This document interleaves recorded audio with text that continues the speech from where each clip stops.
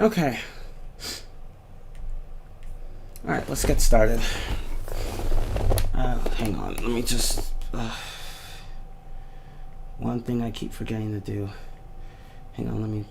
shit! Turn this subscription thing, presentation thing off for a moment. And... sorry, I forgot I had this on the stream window. My bad.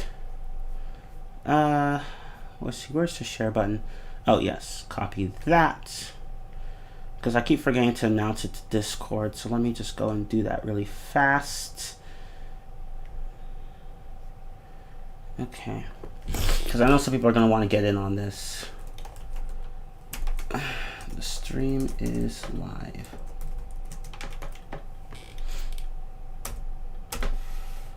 Okay, perfect. There. And now we are Gucci. Okay.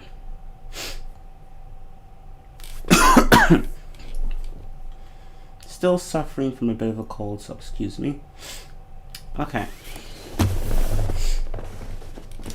Alright, now we can do this. Perfect.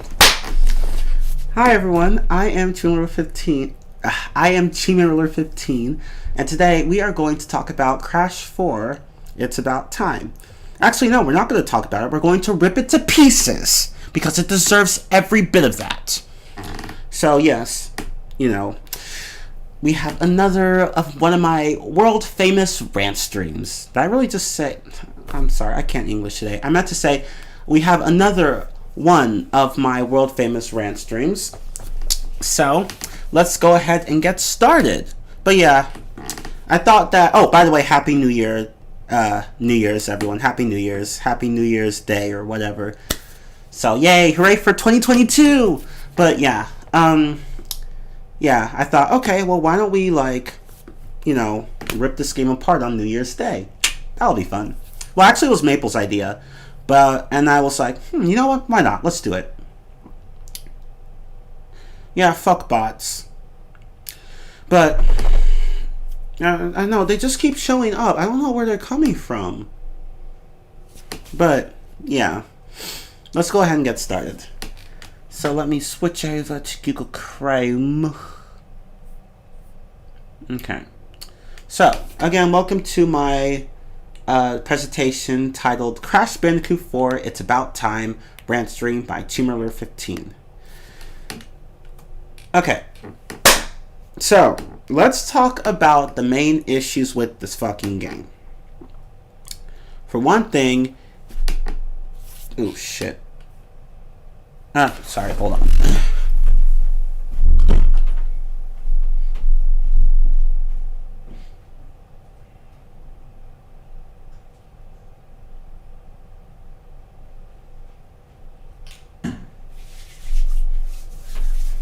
Okay, sorry. But anyway. Oh, wait, no. I forgot one.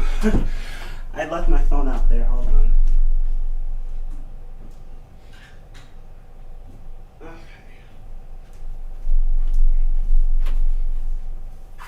Okay. There we go. Okay. So, let's talk about the first problem with Crash 4. Actually, there are multiple problems, really, but... might as well go ahead and read them all before I focus on exactly what, on each one in particular. So, the first problem with Crash 4 is that it is simply too fucking difficult. It's just way too difficult. It's far too difficult for the average person or even for the most hardcore of gamers. It's just too difficult. It does not matter whether or not you're a casual gamer or a hardcore gamer or somewhere in between or whatever. It does not matter where you are on the spectrum. This game will kick your ass. It is simply too difficult. And I will talk about the reasons for it later, but basically they made the game as hard as they could possibly do it, and I don't know why they thought that was a good idea. Especially for a game that was supposed to essentially be a reboot of Crash. And honestly, it just failed in that department. It just failed very hard. And the second problem would be the fact that the levels are far too fucking long, particularly towards the end of the game. Like when you're in the second half of the game, that's when the levels really start to drag. Like they're just too they just tend to be way too long, and like there were times where I was like, oh my god, why is this level not over? Why is it still going on? It should not be this long. Why is it this long? Like, I swear to God, some of those levels could have been, like, sliced in half. And would have been so much better. Like, it's just fucking annoying.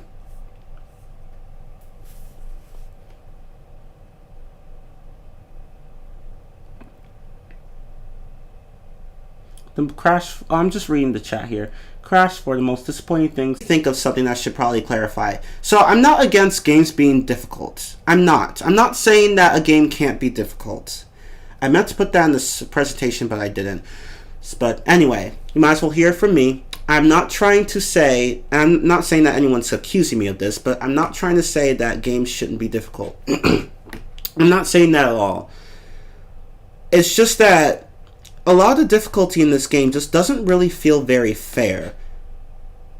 And we'll get more into that in a bit, but basically it feels like the difficulty was just really poorly designed overall. I'm not against difficult games. I mean, I did beat 50/20 mode in Ultimate Custom Night, but this game, it just has so many level design issues, just so many. But we'll get to that in a moment. But of course, you also have the blatant padding. It's clear that the developers they thought, oh my god, this game's going to be too short, let's make it longer, by adding a bunch of shit that really didn't need to be there, like inverted mode. But we'll get to that later. Just know that these levels, the whole game in general, just feels really fucking bloated. And they could have cut, like, a lot of this shit out.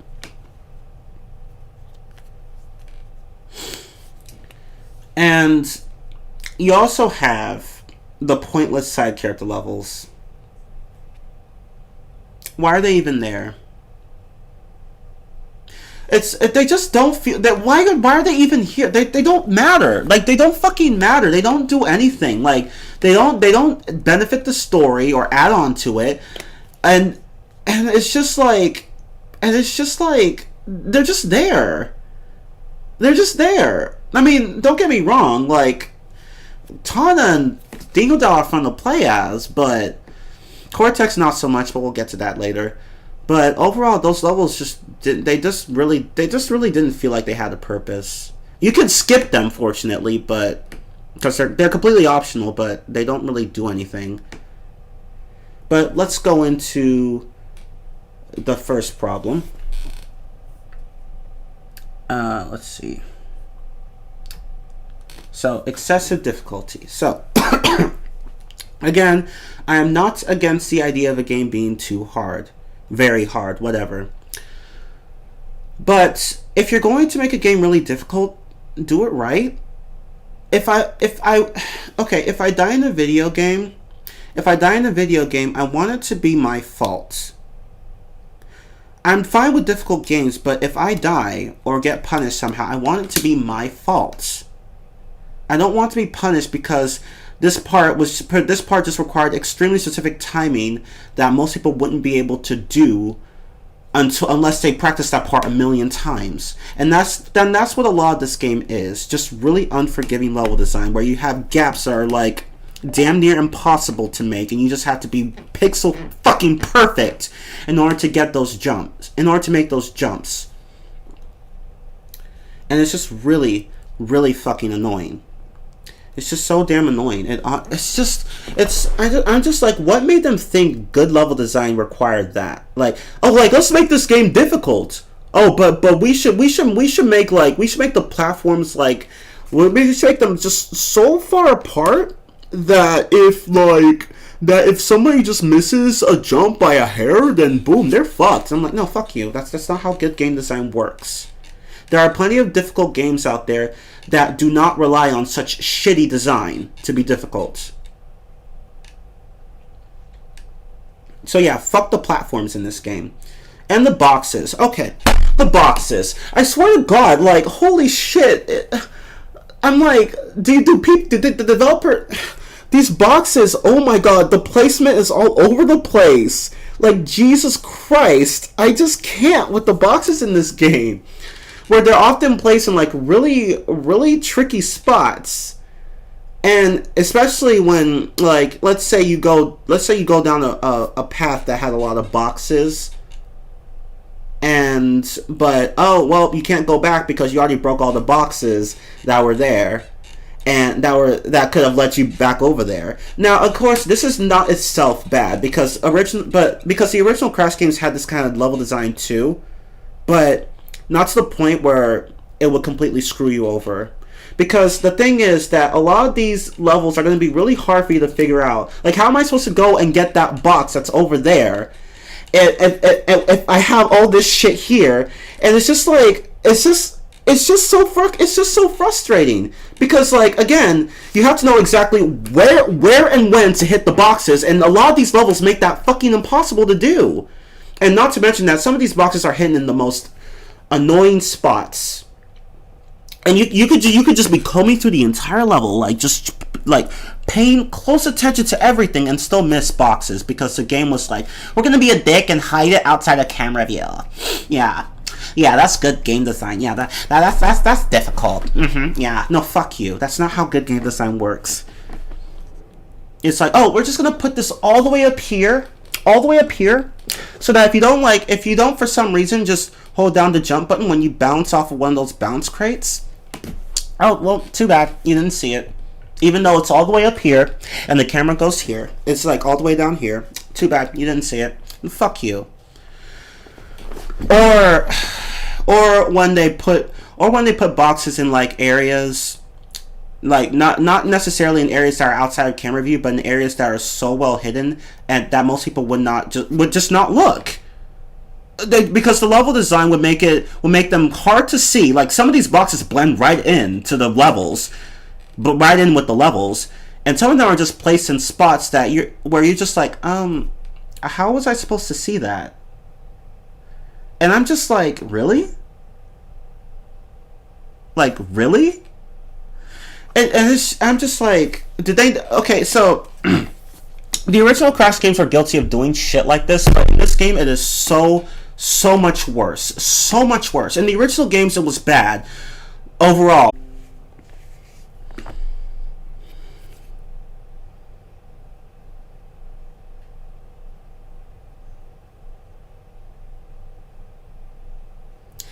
Okay, so sorry, my internet disconnected for a moment because it's shit.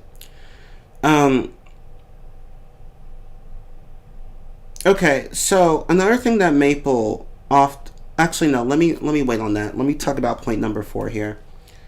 So, fuck the box placements, basically. They're just absolutely awful in this game. And that's it. And it's just so fucking annoying. Like, it's not just the regular crates that have bad placements. The TNT boxes and the Nitro boxes all have bad placements. The bad placements of boxes are everywhere. Everywhere in this game. Even in the bonus rounds. Even the bonus rounds have bullshit with the boxes. And I'm just like, how am I supposed to do all of this? Like, really? I feel like if they had made it so that more than one route is possible when it comes to... And it's fucking annoying. And sorry. And the stage hazards can piss off. They're often placed in I swear to God, like, the stage hazards in this game are placed in really annoying spots, or just like all over the fucking place. Like, there are many times in these levels where you'll have this tricky platforming section, and it's just really annoying to the point where you die a lot of times in it. Because of these certain hazards that just pop up at the worst possible times. You have to know exactly how to maneuver that hazard, and it can be difficult because again, these stage hazards are all over the place. Like, take the second to last level in the game. That final section is fucking annoying because there are hazards all over the place, and you have to use you have to use these masks, the ones you collect throughout the story, to make your way past that section. And it's so fucking annoying. Fortunately, it didn't take me more than 100 lives. I'd say it took me like, what, 70, 80, somewhere in that. 70, 80, like 85, somewhere in that area. It took me that many tries. And it was fucking annoying. Like, it's just so annoying. Like, when these stage hazards are just placed in the most annoying spots. And the entire game is like this. And honestly, surprisingly, I guess it's actually not that surprising, really, when I think about it. But I'm sure some people expected me to rage quit at this game. Not for getting 100%. I wasn't even gonna bother doing that. Just fuck that. But for just getting through the main game. And at times, and there were a few moments where I was close to doing that. But honestly, I was so tired during like most of those live streams that I just didn't have the energy to rage quit. I was just like, I guess I'll just put up with it and just do it until I get it right. It's so annoying. But yeah, it's just, I was just too tired to rage quit. And plus, I really did want to finish the game. I needed to finish the game. But fuck the game. Just fuck the game. It just fuck the overall level design. It's just too fucking annoying. And what Maple said here has actually brought... what he said here was actually a good point. So, if you're going to make a game that difficult, at the very least... Sorry, that was my phone. At the very least, you know, make it something worthwhile. Like, okay, there are games that do this perfectly, where you beat something that's really, really hard, but then when you do it, like, you fail many times, when you finally do it, it's just like, oh, yes, finally, I did it! It feels good. This game doesn't have that. You won't feel good after 100%ing 100%ing the game. You won't feel good. You will feel tired, exhausted, stressed, maybe even suicidal. Okay, well, that's obviously an exaggeration, but you get what I mean. This game just doesn't feel rewarding. It doesn't. You could go through all this shit and it would not feel rewarding at all. It wouldn't. Because they made it too frustrating. Like, they made the game so challenging that they forgot to make it enjoyable. That's basically... I think that's the most succinct statement that you could make about this game. They made it so frustrating... they made it so challenging, but forgot to make it enjoyable. It's challenging, but it's not enjoyable. If you're going to make something challenging, at least make it enjoyable or rewarding, and that's not what this game does. This game doesn't do that at all. So, yeah. Fuck this game. But, let me... Okay, well, what the heck? Oh, never mind. So, yeah, basically the level design is overall just very bad and very frustrating, and I still haven't even gotten to the see, this is just the main game. I haven't even gone to like trying to get 100%. We'll get to that later.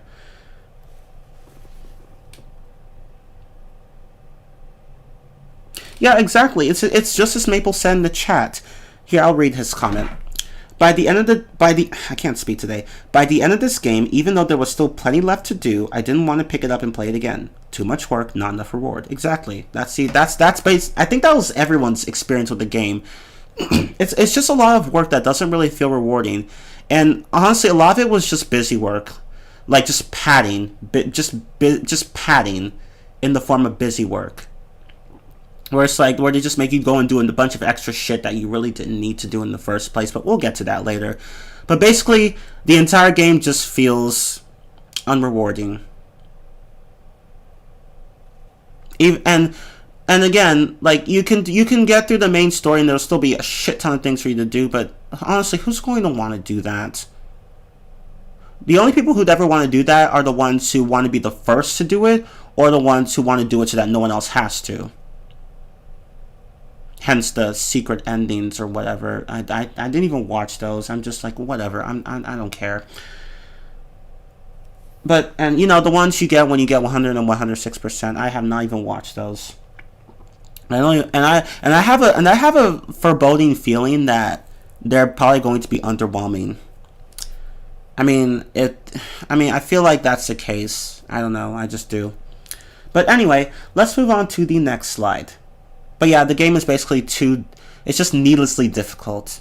And they could have made their experience rewarding. Even if you push aside the issue of difficulty, they still could have made the game rewarding, but they didn't. So sorry, not sorry. Let me actually add that in the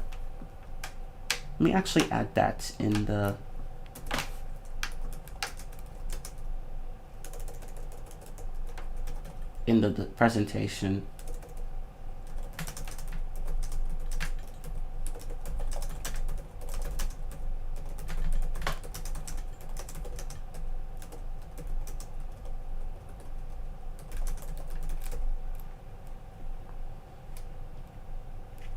Okay.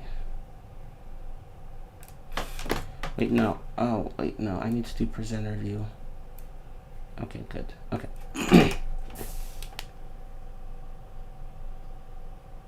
Or people that just have an insane amount of patience. Yeah, that too. So I'm sure there are a few people out there, or I'm sure that there are people out there who who are just patient enough to do it. But again, you need a lot of patience, and I'm actually quite a patient person. At least that's what I've been told. And when you work in customer service, as I do, you're going to need it, because fuck people. But even my patience was tested. I was just like, no. I'll beat the main game and then that's it. Just forget it. I'm not going for 106%. I'd like to, but there's no reason to. I just don't have enough motivation to. The game doesn't give me a reason to. So I don't want to, and I won't. Anyway, let's go to slide number 2. Well, technically 3, but whatever.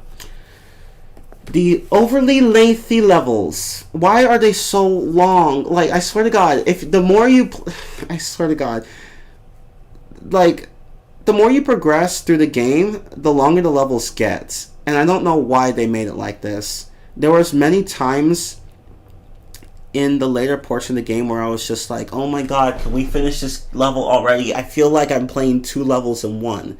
That's basically what these levels feel like. 2 levels in one. You could slice half of that shit out, and the levels would be so much better. So much better. They would be so much better. But no, they just drag on and on and on. And I'm just like, why are they so long? The original games never had levels this long. Why did you make them so long? God. Oh, hi, Thomas Fuentes. The stages are longer than my work shifts. Right? It's just like, I'm just like, why are they so long? I feel like they were just trying to drag this game out. And it's like, okay, let's have really long levels. I'm just like, why? See, what made the original Crash formula work so well was that even though the levels were generally challenging, they were never too long. So you just needed some skill and patience to beat the levels, let alone 100% them. That's not the case with this game. These levels are so fucking long. And imagine doing time trials in these levels. If you thought doing them in the original game, and if you thought doing them in the Insane Trilogy was bad enough, no, it's even worse here. Like, try doing a time trial through any of these levels. And remember, with time trials, if you die, you have to go all the way back to the beginning. And that's it. Like, boom, you're done. So imagine doing the second to last level, where a lot of people will likely end up dying. Imagine doing that shit. Oh God, imagine doing a time trial of that shit. Oh shit, no, that's just not gonna work.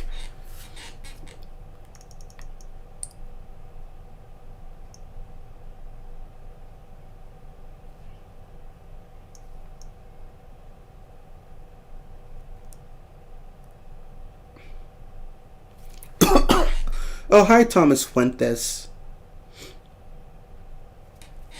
I'm just like, why are they so long? They don't need to be this long. Like, if you're going to make them long, at least make them enjoyable. Just trying to beat the game. Some of these levels, if you're trying to go for 106% or 100% or whatever, some of these levels... Okay. 200 boxes. 200 boxes. And again, that's just the minimum for a lot. That's just what some of these levels have. Others have like 300 boxes or even 400 boxes. 400 boxes. 4 fucking 100 boxes. Why? Why? There don't need to be that many boxes in these levels. Like, why? Are you trying to piss people off? Are you trying to test their patience? Why are there so many boxes? And no, I don't care that a lot of them are nitro crates. You still have to go and hunt all that shit down. Like, no.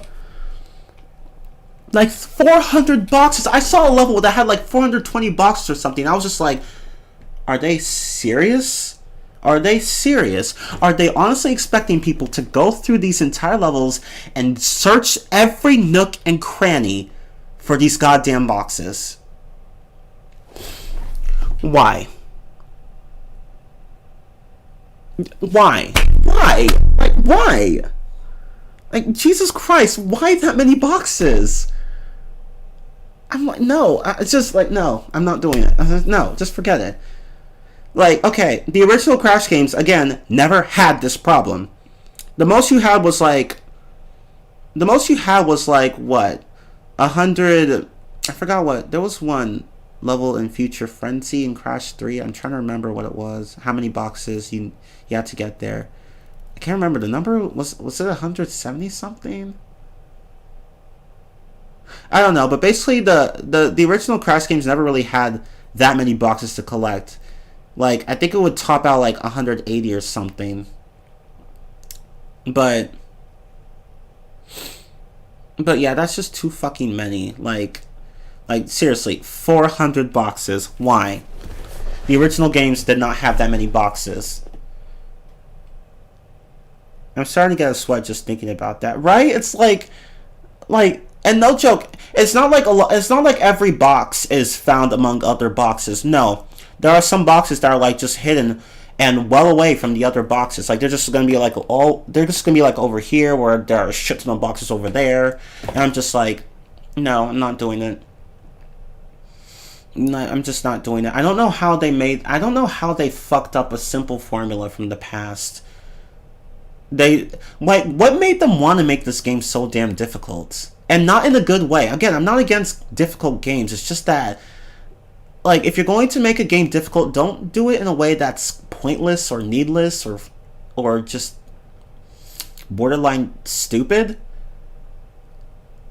Like, there's a good way that there's a way to make difficulty work in games, and Crash 4 is a textbook example of what not to do when making difficult games. Crash 4 is the poster child of that shit.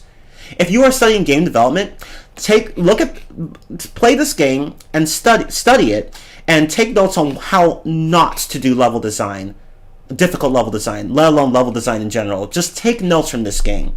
I guarantee you that you will learn quite a bit. It's just like 400 boxes. Why? Why? Jesus Christ. Jesus Christ. Honestly, see, even Ultimate Custom Night from the FNAF series didn't feel this bad to me. It was insane, but I still managed to beat it. Where, like, I was like, okay, it's really insane, but I have a strategy in beating it. But when I look at Crash 4, it's just like, no, I can't do it. I can't, no, it's not gonna work. It's not gonna happen. Forget it. Like, I don't know how I'm gonna handle that. Like, no. Just no. Like, why that many boxes? Oh my god. But yeah, even if you push the boxes aside, the levels just tend to drag on for too long. I don't mind long levels, but they don't really belong in a Crash game. Not saying that every Crash game should have short levels. It's just that if you make the levels too long, that doesn't really work well with the formula. These level to me, the levels in Crash games, not in all the games, but in like the original trilogy, I should say. In the original trilogy, the levels were always meant to be bite-sized chunks that, while potentially frustrating and challenging, can be done multiple times in one sitting. That's not the case with Crash 4. It feels, some levels feel like they're twice as long as they should be, or even 3 times as long as they should be, and I'm just like, I want it to be over. God. Surprised there's no one else in the chat but me. I don't know. Honestly. Maybe more people will join, but I don't know. I just don't know. Okay. Well, anyway.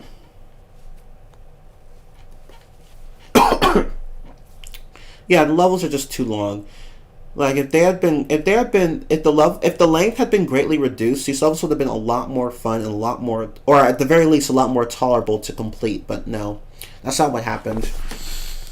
But yeah, let's go on to the next slide. Blatant padding. Okay, so it wasn't enough for the developers to make the game as difficult as possible. They also had to artificially extend the game's length, and in such an egregious manner. Like, oh my god! Like, seriously, there are just too many fucking collectibles in this game. You don't get gems for just collecting boxes. You also get them from not dying from not dying up to 3 times. So if you die more than 3 times and you don't get a certain gem, you have to find the hidden gems in each level. Of course, you get gems from collecting a shit ton of Wumpa fruit, and I already lost count on my fingers. And of course, you get gems from like. Well, actually, no, I think that's it. But yeah, it's like. It's fucking ridiculous. You can get up to 6 gems in each level. 3 of them you get from collecting Wumpa fruit. Enough Wumpa fruit. 1 of them you collect from getting all the boxes, so that's 4. 1 of them you collect from not dying more than 3 times. And 1 of them you collect from finding the hidden gem. So that's 6 per level. 6. Compared to a simple one gem to collect, like just from having just 1 gem to collect, I mean, or 2 or 3, because the original games had like at most 3 gems, up to 3 gems you could get for a level. Most of them had like only 1. Some of them had 2, and a few had 3. But it's like. Which was not at all unreasonable, but here you have up to 6 gems, and I'm just like, no, like, just no, that's too many gems, and I swear to God, and that's not even counting inverted mode. Okay, so every level has a normal mode and an inverted mode, including the side characters levels, you know, Tana, Dingo Dao, Cortex. Every one of those levels has a normal mode and an inverted mode, which is basically where you play the normal mode, but it's flipped horizontally. So instead of like the level panning like heading to the right, it heads to the left instead. And there's also this filter that's applied on the screen, and the filter you get depends on the level.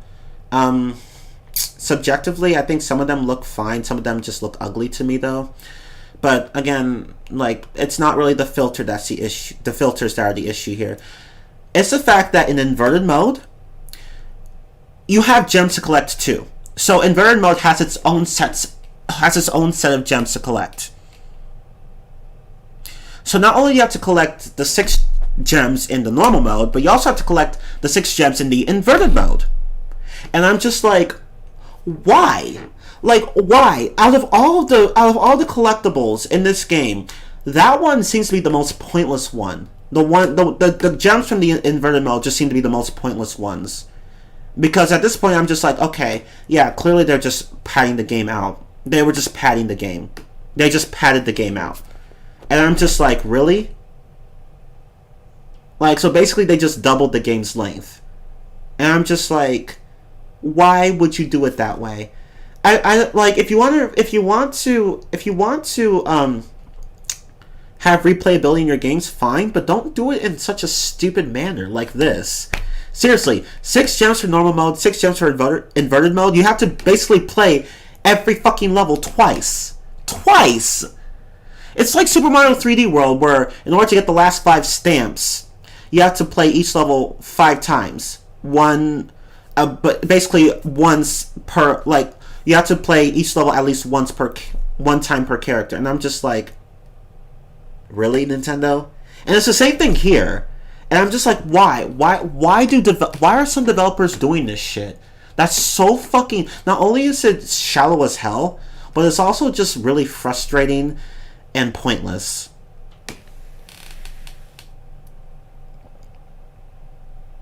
Oh, hi, I'm sorry, I'm earlier. Miguelius TV. Hi. And it's nice to see you here.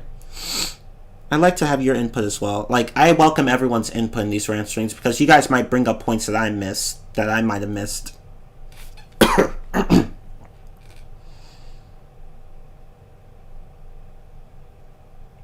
Yeah, exactly, Maple. It's just like, yep, no. Just no. That's basically its entire game. If you could subscribe, I'm sorry, not subscribe. If you could describe the game in one word, it would be this. No. No. No. Or in 2 words, hell no. But yeah, that's Crash 4 for you. But yeah. Inverted mode is just pointless and just adds more gems than there needed to be. Like, why? And and oh my god, okay. The time trial relics. As I said earlier, you, like, again, these levels tend to drag out. They tend to drag on. And imagine trying to do time trial relics for these levels.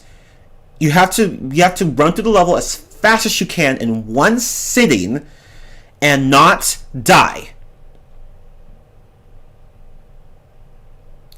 And you have to know exactly, and again, that's like, again, like, you have, if you want to get the platinum relics, you have to beat the platinum time. And I don't even know whether or not the platinum times in this game are forgiving. Like, I don't even know how bad they are. They might be bad. They might be better than in the previous games. They might be worse. I honestly don't know because I never bothered to look. Because why would I? Like, if I didn't like playing the levels normally, what makes you think I would like doing time trial runs of them? No. It's just stupid. So, yeah, the time trial relics. Now, see, having them in this game is not necessarily bad. It's not the time trial relics themselves that are the issue, because again, that's been pretty standard for classic platforming games in the Crash series. But see, the problem with them is that when you pair them with the Horde level design in this game, the Horde level design, the time trial relics suddenly become like a lot more daunting than they need to be. So it's just like, no. I'm not going to do the second to last level and try to get a platinum. This is just not going to happen. No.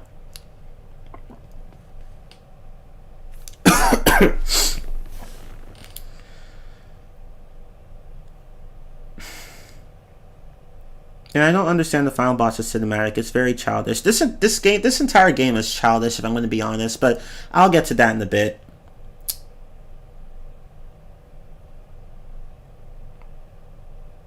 In my opinion, that's not my Crash 4. Honestly, Crash 4 never happened to me. Fair, and I feel the same way, but I'll get to that in a bit too. So, the perfect relics. Okay, so at this point, I'm just wondering. I kind of want to go into the when I saw what the perfect relics were. When I saw what they were in the game, I was just like, okay, I want to go into the development studio, whoever designed this game, and just slap the shit out of them. Just slap them as hard as I can. Like just one open palm to the face, or even the backhand.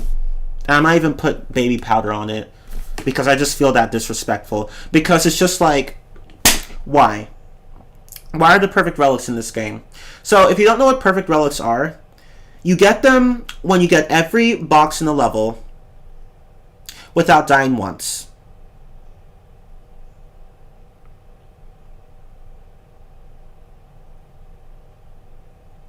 I'm not joking. You have to go through the entire level without dying, all while getting all the boxes. Why? You already have relics here that do the job just fine. Why the fuck did you add perfect relics? What purpose do the perfect relics in this game serve? Are you trying to piss people off? I just don't get why you would put them in this game. What made you think putting them in was a good idea? They're pointless and frustrating. Oh my god, like... what the fuck? It's like the developers wanted to piss people off. They were like, we don't, we hate our jobs. Let's just make this game as hateable as possible. Let's do it. And then they made the perfect relics among all the other shit that they had in this game. Oh my god. I swear to god. Oh my god. I got only one perfect relic in the game, and that was all I needed. I was like, okay, I got one. I'm done. That's it. I don't need to get any more. I'm done. If you can get the perfect relics in this game, good for you. You are a god. But no, I'm not going to. Because again, there's no reason for me to. The game doesn't give me any motivation to actually go through the horrible, horrible journey that is 106%ing this entire fucking game. Please, I hope that Toys for Bob doesn't ruin Spyro 4. They might. I'm gonna be honest, they might. I hope they never touch the Spyro series. Spyro doesn't deserve that. Honestly. Still more worthy of the Crash 4 title than Rather Cortex, but that's not saying much. Exactly. Rather Cortex was just Warp's long lost, forgotten, deformed, almost aborted, stranded at sea, hated brother. That's what Wrath of Cortex was. It was a game that simply didn't need to happen. And Crash 4, It's About Time, is not necessarily a game that didn't need to happen, but a game that shouldn't have happened. I'm sorry, that feels mean. But then again, that's what I do. But, oh my god, I feel mean now. Oh my god, but yeah, this game, it's a mess. I mean, it's better than Wrath of Cortex in some ways. In some ways, it's better than Wrath of Cortex, but again, that's not really saying much. That's not really saying much.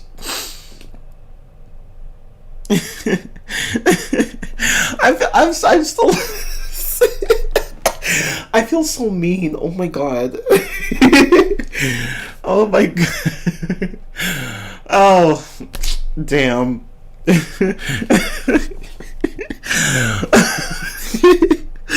Oh my god. Oh my god. Okay, I'll stop. I'm sorry, I just wasn't expecting to make something a mark so scathing. Like, a comment, a remark, I mean. I wasn't expecting to make a remark so cutting. Like, oh wow. A game that didn't need to happen versus a game that shouldn't have happened. Oh my god. Not as mean as the level design in this game. There you go. Fair enough. I appreciate the defense. Oh my god. But that's what Crash. That's what Crash. It's just frustrating. One is stupid, but one is frustrating. It's.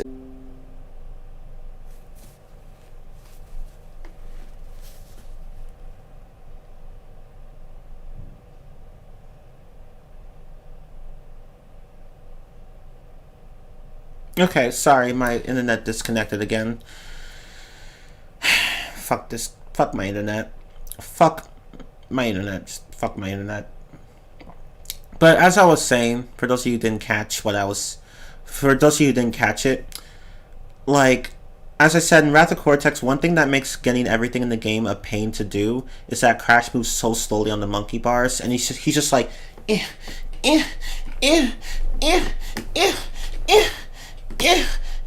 I'm just like, Crash, speed it up. And it just reminds me of Link from Twilight Princess in the Legend of Zelda series, where he just climbs vines so fucking slowly. Or Fox in Star Fox Adventures, where he climbs walls and shit so fucking slowly. And I'm just like, why do game developers make their characters move so slowly? Like, is there a reason for that? Are they trying to pad out the game's length? Like, why? Like, why? Like, why are you making your characters climb or traverse obstacles so slowly? Like, what's the point?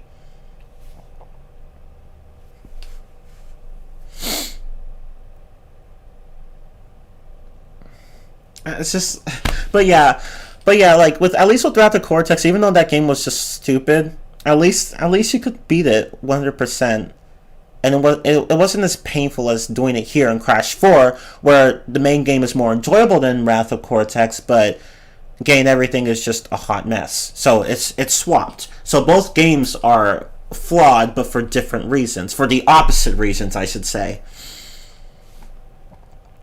Not as bad as me on the monkey bars. I actually broke my arm my first time trying it.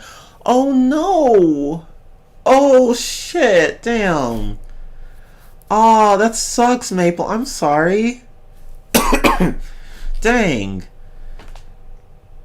Dang, ooh. I don't even want to imagine that. Ooh. I never liked the monkey bars, honestly. My upper body strength was always so lacking that every time I tried to do it, I would just get to like a few bars and I'll be like, okay, I'm done. I mean, I eventually did make it across at one point, but it's just like, no. It's just like every time, and like it hurt, and that shit hurts your hands too, like your palms. Like that shit can rub up against your palms and irritate them. It's just like, it's just like, ugh. But you were 4 years old. Oh, dang. It honestly reminds me of that one time I tried to do an ollie while skateboarding, because my brother had a skateboard and I wanted to try it, but see, I was stupid because I tried it on my driveway. I tried it on my driveway, but my driveway was angled at the time, and I didn't really, and the fact that it was, concrete, well, I don't know why I thought it was a good idea to try doing an ollie on such uneven and hard as fuck terrain. But I was like, nah, you know what? I can do it. And so I tried it, and I fell, and I sprained my wrist. Okay, good job, Chiman. Perfect, big brain move. I should have just tried on the grass, but I didn't. Oh god. And yeah, I had to wear a brace. I was like, okay, let me just not try skateboarding ever again. But yeah, we all make mistakes.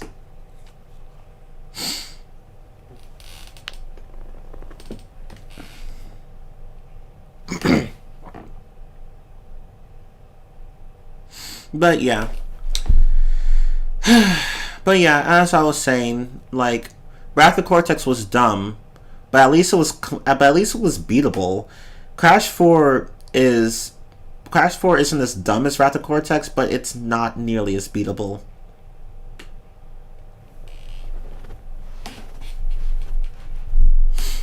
But anyway, and of course you have the flashback tapes. Oh my god, getting these is a pain in the ass. I honestly didn't even attempt to get them. No joke, I did not attempt to get them. If I got them, I got them. If I didn't, I didn't. I never went out of my way to collect them because I knew I was just going to.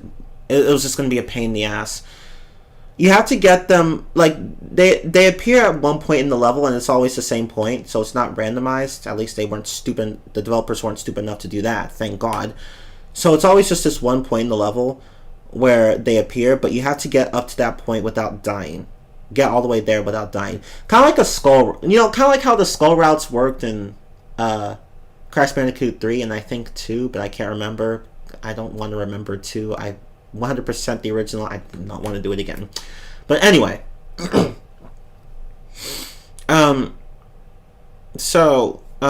yeah, you have to get to that point in the level without dying, which is not so bad early on in the game, but later it's just really bad. Not just because the levels get more and more frustrating and longer, but also because these flashbacks tapes start appearing later and later in the level. Like, early on in the game, they appear fairly early, but towards the end of the game, they appear later and later, sometimes right before the end, and I'm just like, really? Like, I'm just like, really? Okay. And I'm just like, yeah, no, I'm not going to get these. No.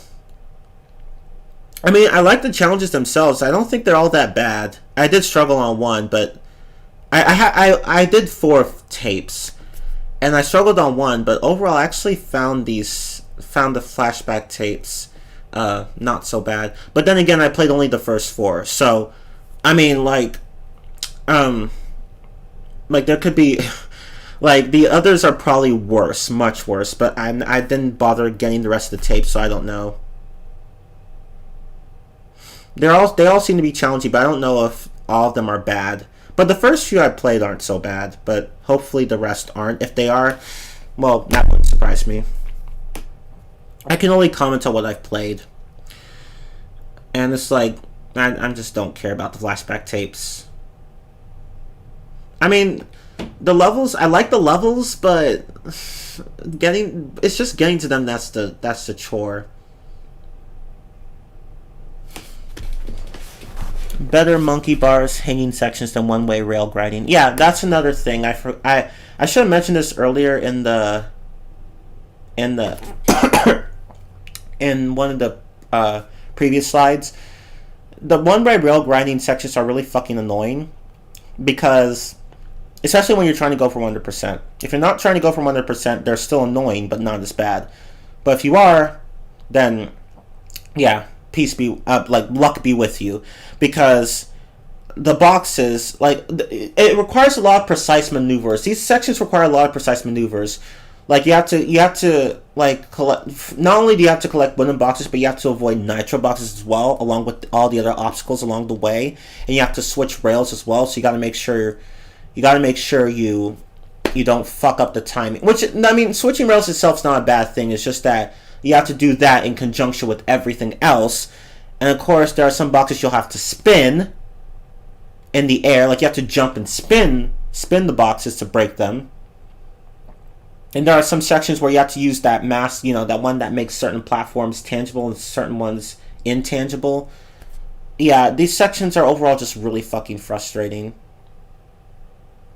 It's like the one-way grinding level sections, are just really frustrating because, again, you have to get all the wooden boxes, avoid all the nitro boxes and the obstacles, and make sure you do all the right jumps. Because, again, like, these sections get harder and harder throughout the game to the point where you have to be more and more precise and faster with your moves. And if you're not, too bad. You have to start over from the checkpoint anyway. Oh, but if you're going for the perfect relics, then yeah, you'd have to start all the way over from the beginning. Oops.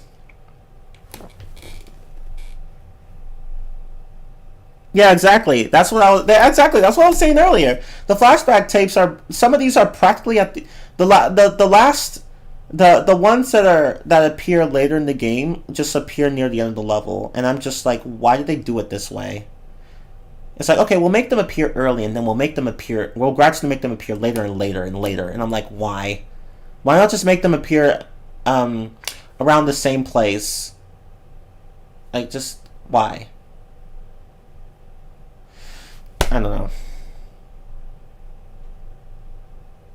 Oh, fire trap crates. Yeah. See, there's really is no purpose to having these in the game. If you don't know what fire trap crates are, they're the crates in the game that emit fire periodically. So they'll send out flames, and then they'll turn off the flames, and then the flames will turn back on and off. So you don't want to touch those boxes when the flames start shooting out of the box. Shooting out of them, I mean. And that can, and see, now simplistically, these boxes aren't hard to get.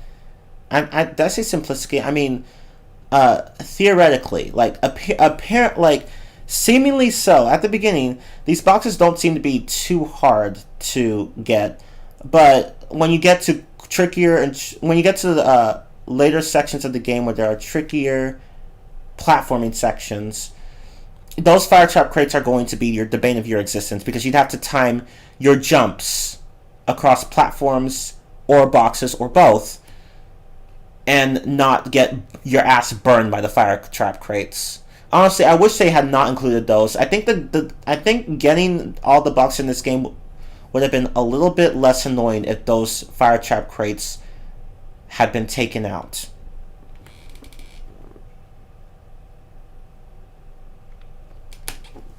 It's just the fire trap crates don't really have a reason to be there. They're pointless. Like, I don't know. At least have them give more Wumpa fruit than the other boxes. That way there's a purpose to having them there, but they're just there. They're just there to be stage hazards, and not even good ones.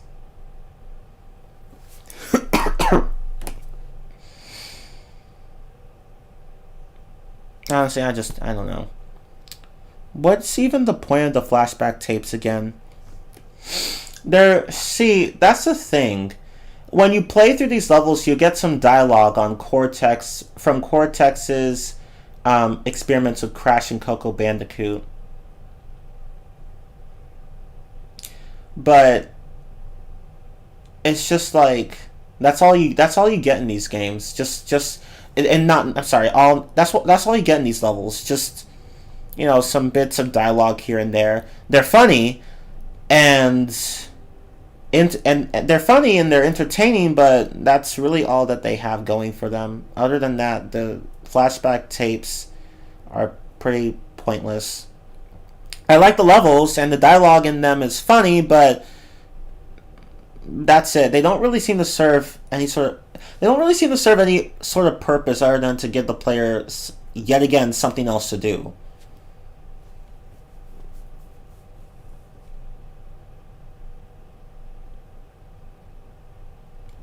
So, I don't know. And that's not even the only pointless thing in the game. Like, there are so many pointless things in this game. So many pointless things. Perfect relics are pointless. Flashback tapes are pointless. Inverted mode is pointless. And let's get to... which brings us to the very next topic of the Rantstream. Side character levels, which are also pointless. There's just so much pointlessness in this game. A lot of shit that could have been cut out, and the game would have been so much better for it. But yeah, let's talk about the side character levels. Why are they here? They don't add anything to the game. At first I thought they were going to be meaningful, but no, they're not. So, there are certain levels where some random event will happen, be it an explosion or a door opening, or some vehicle appearing out of nowhere, or whatever.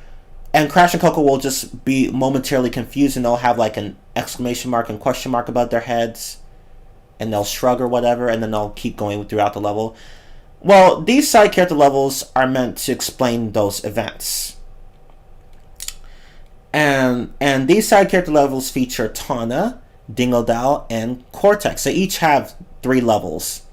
So there are 9 total side character levels. And these levels, theoretically, and I use the word theoretically here very strongly, are supposed to explain another side to the story. You know, what Tawna, Dingodile, and Cortex were up to, while Crash and Coco are out doing other things. And I had the feeling that the developers were like, they thought that people would be like, oh my god, we have these random events in these normal levels, but people are going to be wondering what they are. Like, OMG, like, what do we do? I know. Let's make side character levels that actually explain this shit. Yes, I've been wondering why this explosion happened out of nowhere. Oh my god, yes, I've been wondering that for ages. I've been waiting for MatPat to make a game theory on it. Why did this level have such a random event? Oh, why? Oh no, like, holy shit, is there an explanation? Oh wait, the developers provided one! Yay! Oh my god, yay! Now we get levels to actually explain this shit, and I don't fucking care! I don't care about that! Okay. This is shit that no one had any questions for. I imagine no one cared. Whenever they saw these events and these levels, they would probably just notice it and then be like, oh, whatever. These are not things that people cared to know the answers to, or the reasons behind. Like, I don't care. I don't care why a vehicle appeared out of nowhere. That's just not something that I needed to ask myself about. It's not something that I've been spending all my nights thinking about. Like, oh my god, why did this happen? Holy shit! Like, holy crap! I need an explanation. No one cared. No one cared. I just don't care. You're answering questions that nobody asked. Why? I didn't need any answers to these. You're not answering anything important. You're wasting everyone's time. Even if you push that issue aside, the levels themselves don't... Okay, I will say one thing. Tawna and Dingodile are actually really fun to play as. They're fun. I like playing as them. Tawna with her ground pound and grappling hook. I thought those were pretty cool mechanics. And Dingodile with his hover mechanic and ability to suck shit in and chuck it at whatever comes his way. I thought that was pretty cool. And then there's Cortex. Okay, so... Okay. I did not like playing as Cortex. For 2 big reasons. For one thing... Okay, so I thought having a mechanic where, you turn enemies into platforms to progress through the levels I thought that was pretty cool. It's too bad that everything around it was not. So Cortex, for one thing, he can't double jump. Which I didn't like, because every other character in this game can double jump. Even Dingodile with his fat ass can double jump. It's just like... Cortex can't double jump, and I'm just like, why? Why? I just, why? Which threw me off when I first played this level. When I first started playing this level, I'm just like, why? Why is he like this? Now, to compensate somewhat, he has a dash move. So if you press it, I forgot what button it is, but if you press it in the air, Cortex will shoot forward quite a large distance. And then he'll like flail in the air a bit and then fall down. Okay, so this move, honestly, I think it causes more problems than it solves, because for one thing, it's kind of hard for you to judge how far you can dash. It's kind of hard. like there are times where I just overshot platforms because I just slightly underestimated or overestimated how far Cortex was going to be able to go. And on top of that, I don't like how his momentum is halted after using the move, because that makes traversing moving platforms more difficult. Because if you dash towards a platform, well, that hang time that Cortex has can screw you over, because that platform might have already passed. Will have already passed by the time Cortex finally starts falling. And yeah, I just did not like his platforming at all. For those two reasons, the lack of a double jump and such an unwieldy dash move just killed the game for me. His levels, anyway. It's just like, no, I did not like playing as Cortex. And not to mention that he can't even well, I mean, to be fair, I mean, if he could, his levels would be unbeatable, but he can attack enemies. But then again, his level is his levels would be unbeatable if he could attack enemies, because then they die and then you'd have no way to traverse the level. So never mind on that point. But still, his levels are just pretty lame. And another thing that I did not really like about... Oh, shit, my bad. Oh, wait. Okay. Another thing that I really didn't like about these side levels is that they could have been used to actually expand on the game's story. They could have been used to provide some additional context and backstory, but they didn't do that. And that's what the game was implying. The game was implying that. No, actually, it outright stated that. The first time you actually open up one of these levels, the game says something along the lines of, play these levels to get look at how the other characters came to meet Crash and Coco. And for the most part, that's not what happened. They don't explain anything. They're really just there.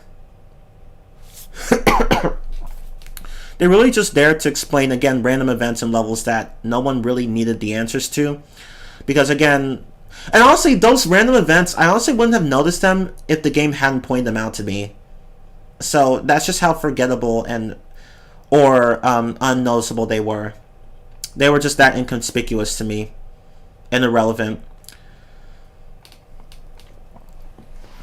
I hate these fucking bots. But yeah. These levels don't provide... They could have provided more backstory on the characters, but they didn't. Tana. Okay, so Tana in particular, I think she suffers from this the most. So, this is not the same Tana from Crash and Coco's, current universe. She's from a different universe. And she mentions that she's from a universe where Crash and Coco, well, something happened to them, and they're dead. They're no longer alive. Or they might have been transported somewhere in a place where they can't be reached. Whatever. Basically, they're just not around anymore.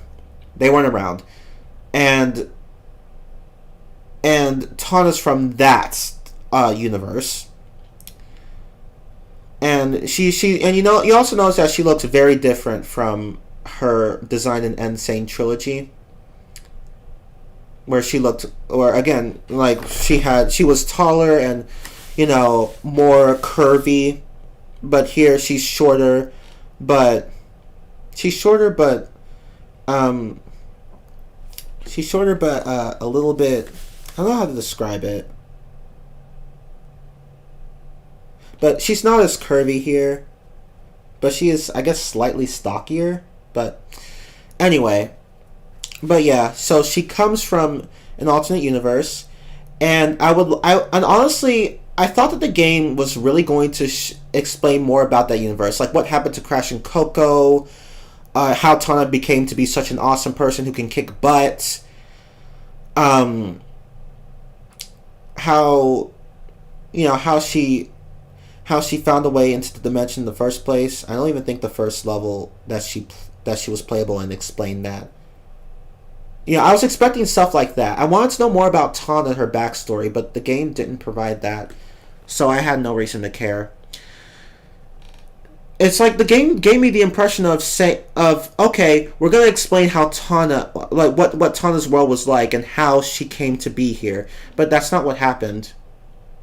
These levels barely explained anything. They just didn't explain shit. And now with Dingo Dal, it's kind of the same issue, but it's not as bad. With Dingo Dal, we were told that he was retired from the villain life, and that he owns a restaurant that violates basically every safety standard known to man. And we get to see that. We get to see what his house looks like, and we got a bit of a glimpse as to what his home life is like. And that's all well and good. Certainly, I mean, that's better than what Tana had, honestly. But I still would have liked to see more about his history, more like what happened before retirement. I would have liked to see that side of him. But you know, the game didn't provide that, which was a bummer. But at least we got something with Dingo Dal. We didn't get that with Tana. She's just here, basically. She's important, don't get me wrong. She's not like Blaze the Cat from Sonic 06. But, you know, the story just did not care about expanding her backstory, so I had no reason to care either. Sorry. I'm so sweaty in these clothes. Hold on. I'll be right back. I need to change.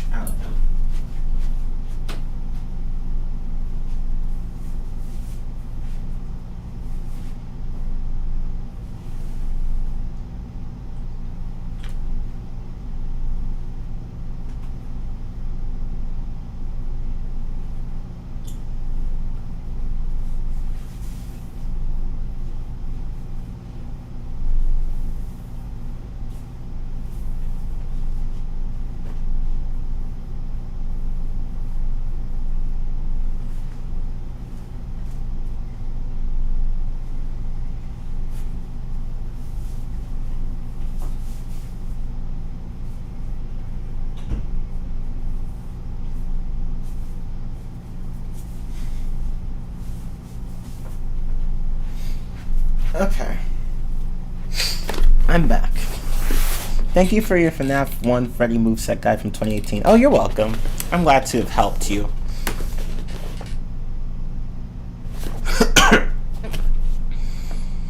But yeah, like these levels don't explain anything.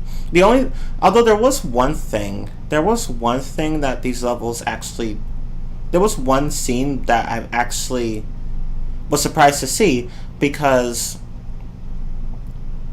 like it was actually the only scene that was relevant out of all the scenes in these side characters levels. It's a scene where Cortex from the future meets his past counterpart, and it also shows how that encounter went. So I was like, when I first saw that, I was like, oh wow, these side levels actually showed something that people would be interested in knowing. So that's one thing that they did right. But yeah, other than that, they don't explain or do shit. These levels are pointless. And there's one more point I wanted to add regarding these levels. I'm trying to remember what it was. I wish I'd written it down when I had it in my head, but I didn't.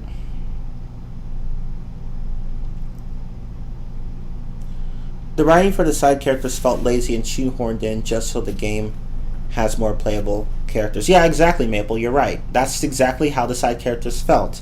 The writing was lazy. The writing was just lazy.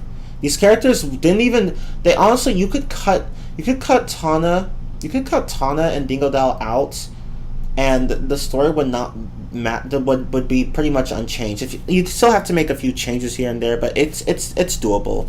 Because honestly, they're just not that important. I won't say they're unimportant, but they're not that important. I mean, they're more important than Blaze the Cat from Sonic 06. But, yeah.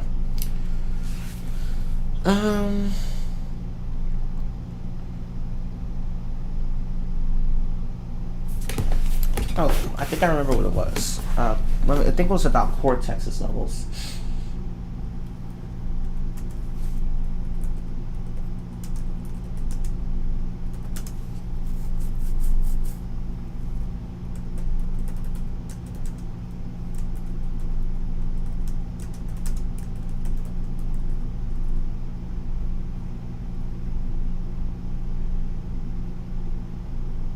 Like, I don't mind having levels where you play as different characters. That's fine.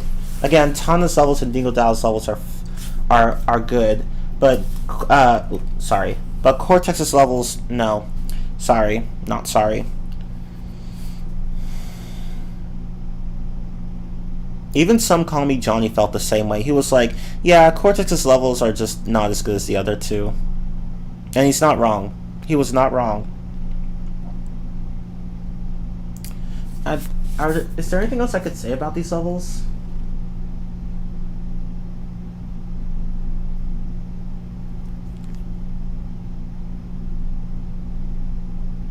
I think that was what I was missing. But anyway.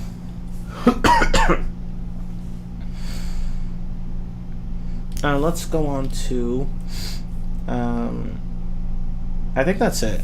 But yeah, basically the side character levels just, they feel tacked onto the game. They don't feel like actual parts of the game. They just feel tacked on to the game. They basically feel like an afterthought. Oh, I remember now. Okay, I remember now. So, there's one more stupid thing about these side character levels. But yeah, as I said, they just feel like, they don't really feel like an actual part of the game. They just feel like an expansion pack that nobody wanted or asked for or cared about or liked. That's basically what these levels are. An expansion pack that no one really cared about. But anyway, there's one more thing. There's one more trait that these levels have that I found absolutely fucking stupid. They're not self-contained levels.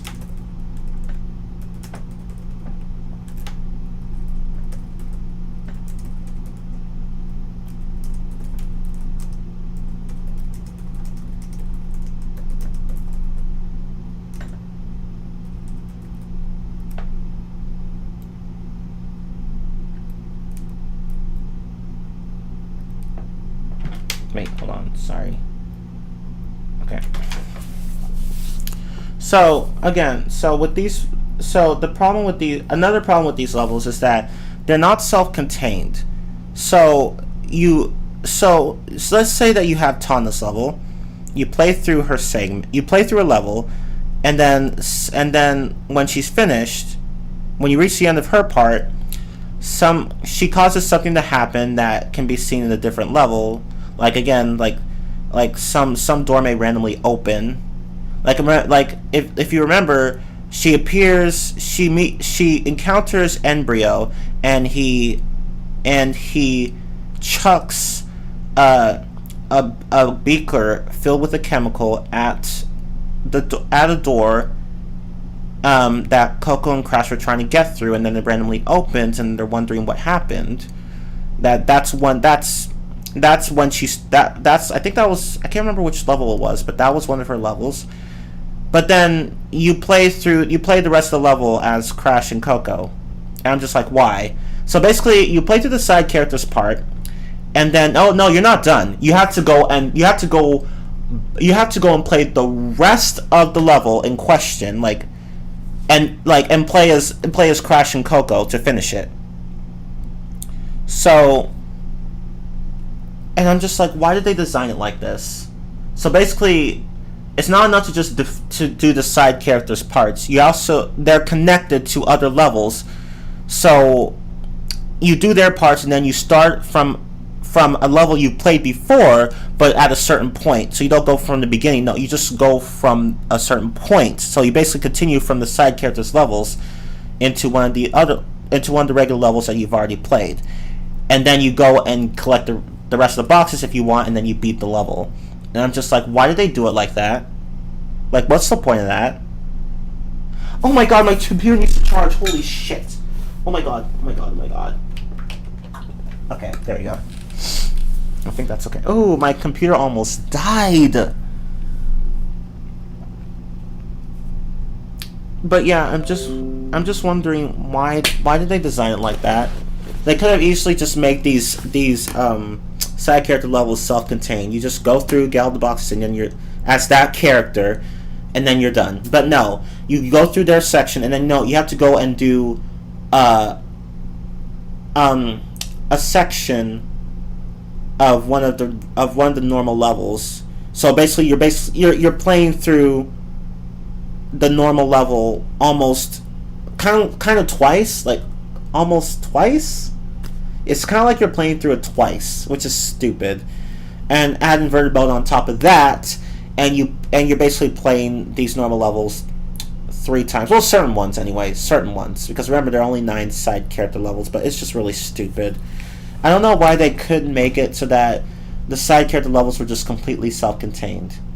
So you play as the side character and then you're done. You don't have to go and switch over to Crash and Coco to play one of their regular levels that you've already beaten. It's just a stupid system. I just don't get why they designed the levels like that. It's just it feels like they're just padding this game out as much as possible, and this is another horrible example of it. And it's just frustrating. I just don't get why they designed the games like this. Why did they design the game like this? Why? Like, what purpose does any of this serve? They could have easily cut all this shit out and the game would have been so much better. But that's not what happened. I don't know. I just don't know. I really don't know. I want to know, but I don't know. But yeah, these side characters levels were just pointless. Many of them were enjoyable, but they were overall just pointless. They didn't add anything to the story, and the way the design just makes the game seem more bloated than it needed to be. No, not even just that. They actually make the game more bloated than it needs to be. Just, yeah.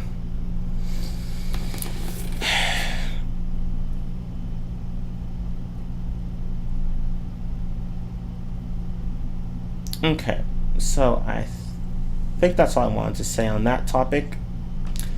Okay, so the side character levels feel more like DLC than actual levels for the main game. Exactly. It's just as I said earlier. They feel like an expansion pack. They feel like an expansion pack, but like I go a step further and said they feel like an expansion pack that nobody asked for or wanted. It's just like.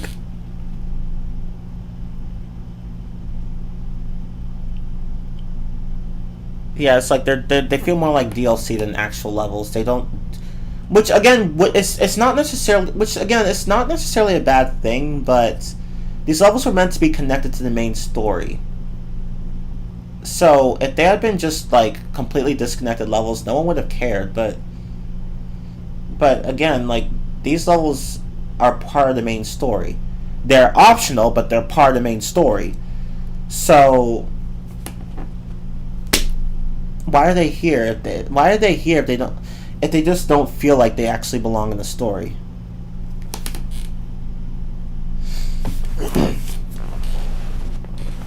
I don't know. I just don't know. And oh, I'm kind of. kind of tired. But not that tired. But yeah, it's stupid. These levels are stupid. Okay, so going to our conclusion. Crash 4 can be an enjoyable game when you are not going for 100% or 106%.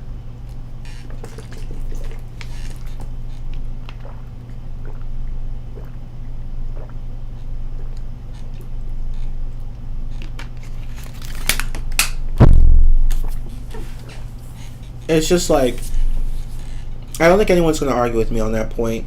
when you're not trying to go for full completion, the game is actually not that bad and can be enjoyable in some aspects. Certainly more enjoyable than Rather Cortex. Ew. But if you are going for full completion, then you're not going to have fun with this game at all. You're probably going to quit well before you even get like 50% or maybe even 25%. That's how fucking annoying this game is. Oh, I mean, getting like 30% is not very difficult, but holy shit. Like, it's just no. It's just like, it's just, yeah, like, even before you get to the halfway point, it's just, you're just gonna give up. Likely. I can't speak for everyone, but if you, but most people probably aren't even gonna make it to 50% completion before quitting. Oh, I'm sorry, Blue Wolf. I felt like I should have announced it earlier. I didn't announce it 90 minutes. Well, technically, no. I announced it 2 hours before I started, but maybe I should have done it a little earlier than that. I was going to, but see, I was so tired from yesterday's stream, and I was in a rush this morning that I forgot to set the reminder a lot earlier, but but yeah, sorry. I mean, you can still say things in the chat, and I can comment on that. I don't. This Rantstream wasn't even all that long. I think it was actually like 90 minutes. Yeah, a little over 90 minutes. But yeah, Crash 4, it's fun when you're not trying to go for full completion. But here's the thing though, even when you are trying to just beat the game normally, like just go through the main story and not go for full completion, the game will want you to rip, the game will make you want to rip your hair out, likely, because it's just so fucking frustrating, and needlessly so. It just did not need to be this difficult. And again, even if you push aside the difficulty, they bloated the game out, and they bloated it out so much. I'm just like, why? Like, why did you guys make the game a lot longer than it needed to be? It's just a chore going through the game, even if you are going for a full completion. The game just feels like a chore. The levels drag on for way too long. There are just too many collectibles to get, and the side character levels are just fucking pointless, along with the pointless inverted mode. It's just like this game tried so hard to pad itself out, and it just failed spectacularly. If you want to play this game, don't buy it just yet. I would rent it or wait for a price drop, and then you can go ahead and get it.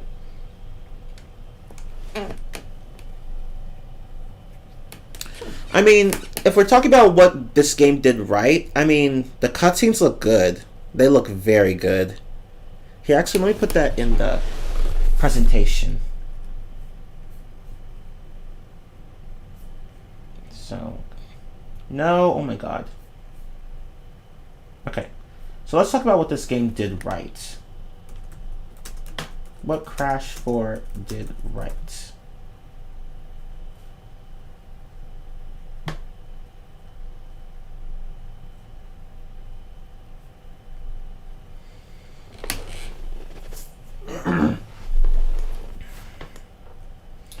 For one thing, the graphics are good.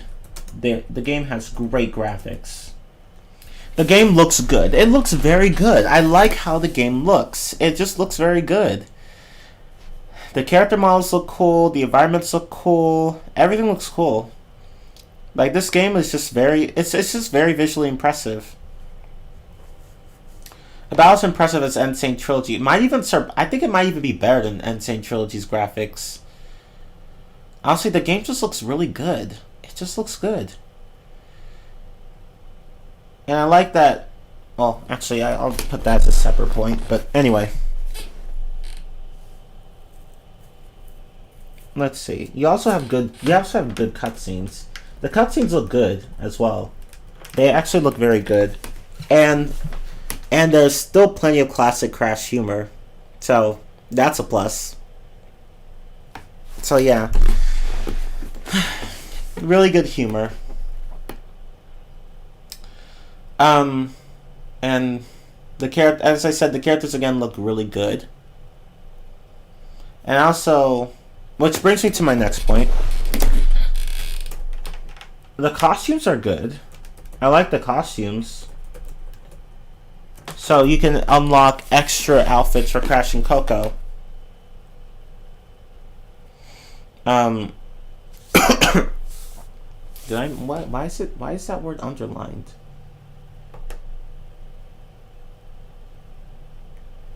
Well, whatever. Okay, but anyway, yeah, I like the outfits you could get for Crash and Coco.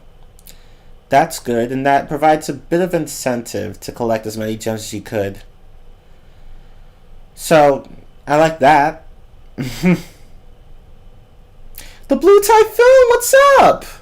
Yo, let's go! But yeah.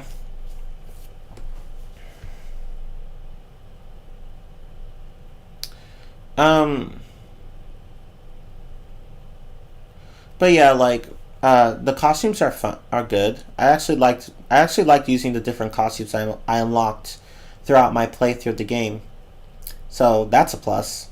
And there are so many too. And also that "give him hell" line though, right? I'm like, huh. So they said the H word in this game.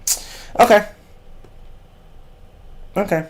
I mean, to be fair, like in Donkey Kong 64, I think, whatever it was called, like the theme song for that game has the word hell in it.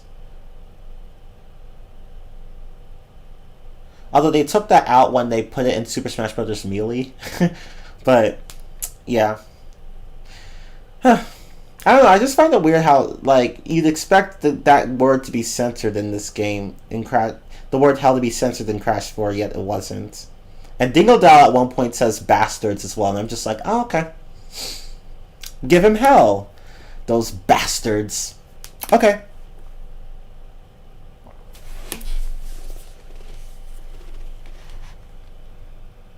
Just as awesome was when Sonic said that word in Secret Rings. That's true, he did say it. Although, to be fair to him, like, that was in a biblical context, obviously, so no one really cared. But here, Tana's like, give him hell, and I'm just like, okay, I mean, fine. Okay. It might even open the gates of hell!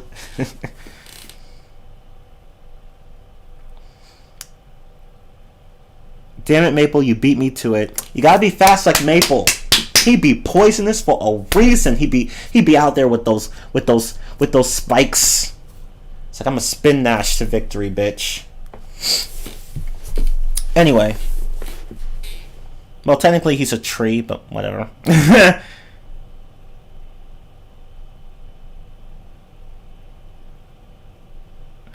Okay, so what else did the game do right? This is kind of hard to think about because the game didn't really do much right. But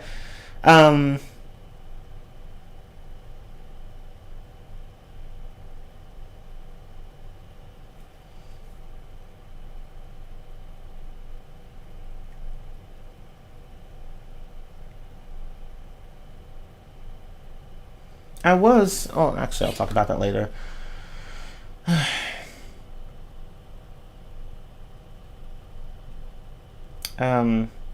Let's see. I'm trying to see. Okay, well, the early part of the game is fun. So, like, towards the beginning of the game, you know, you could actually have fun.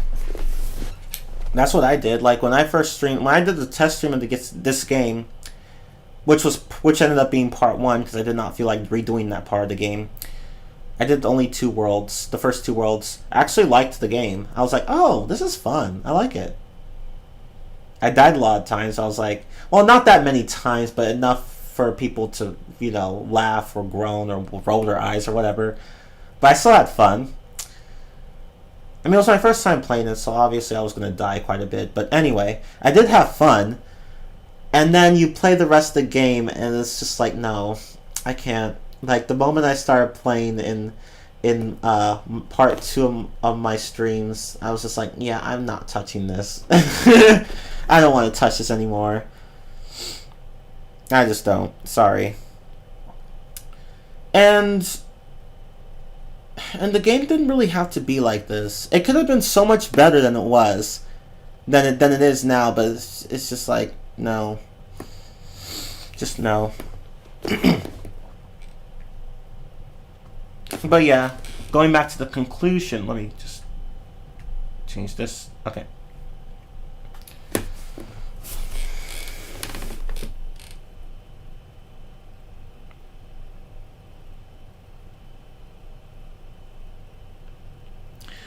But so I mean, Crash 4 basically with Crash 4, the earlier earlier in the game, it, you know, you can have fun, but later it just becomes a drag, and it's something you want. It's something that just makes you want to pull your hair out, or rage quit, or both. But yeah, this game has good graphics, good cutscenes, good costumes, and some enjoyable early levels, and then that's it. That's it. When you're not, I mean, when you're not going for 100%, it can still be enjoyable even after the beginning. But like, but like for a lot of people, past the beginning, the game's just not going to be fun, even if you ignore all the extra stuff you can get. Because I tried getting all the boxes at one point, but then I was like, no, I just can't. I didn't even want to play this game first before streaming it. I was just like, no. Just no. Because I just had the feeling that I wasn't going to enjoy it, and I was right. I don't know, it's just like, this game, I just heard bad things about it, and I was just like, I'm not going to enjoy this, am I? And I was not wrong. So, Crash 4 can be enjoyable, but when you aren't going for full completion. But even if you aren't going for full completion, the game can still kick your ass unfairly, and it's annoying. Now, to sum up what Maple and Blue Typhoon in the chat are saying, the game takes a nosedive with bloated and cheap levels, and despite all the content in this game, none of it feels rewarding by the end of it. So even if you push aside the issue of difficulty, the game still doesn't really feel all that rewarding. Because there's a lot of shit to get, and the payoff is just so little. It's almost non-existent. Oh, what, you get bragging rights? I mean, don't get me wrong, getting full completion on this game, that's an amazing feat. And I will gladly congratulate anyone for having achieved it. But it's not something that I want to do, and it's just not something that has a lot of reward to begin with. So it's just like, no, forget it. And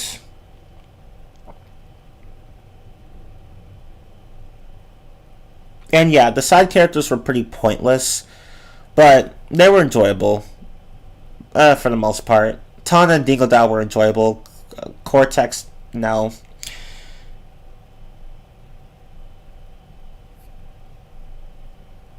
And yeah, basically this game, and and yeah, as Blue Typhoon said in the chat, this is basically Cold Hard Crash the game, and Cold Hard Crash is one in the original Crash. I think it was, I can't remember if it was Crash 1 or Crash 2 that this level was featured in. I honestly cannot remember, but in one of the original games, Cold Hard Crash was famed for being an absolutely for being one of the most frustrating levels in the original Crash Trilogy, if not the most frustrating level. And this was also the case in Insane Trilogy. It was just a really frustrating level. Oh, Crash 2. Okay, that's what I thought. Because I remember seeing that. I thought I remembered seeing that in Crash 2. But honestly, it's been such a long time since I last played that game that I just forgot. But yeah, I thought, okay. I think, I think I saw it in Crash 2. But yeah, Cold Hard Crash was a bitch. It was so bad I don't even remember it. Like, I don't even remember most of that game. I remember I 100% everything, but then that was it. I'm just like, no, I'm not doing this again. I had to use a guide for that shit. But yeah, that level just sucked. And Crash 4 is basically that level, but spread throughout the entire game. This game is like that level, but it's just on a much larger scale. The entire game is as difficult as that one level, basically. That level, Cold Hard Crash. Crash 4 is... The entirety of Crash 4 is about as difficult as Cold Hard Crash, which is just one level in Crash 2. One level! This entire game is as bad as it's as difficult, I should say, sorry. Well, I mean, bad too, but whatever. It's as difficult as one level in Crash 2. One level. How does that happen? How do you make the... Like, seriously, even the Insane Trilogy wasn't this obnoxious with the difficulty. And Crash 4 was just like, you know what? The Insane Trilogy was difficult?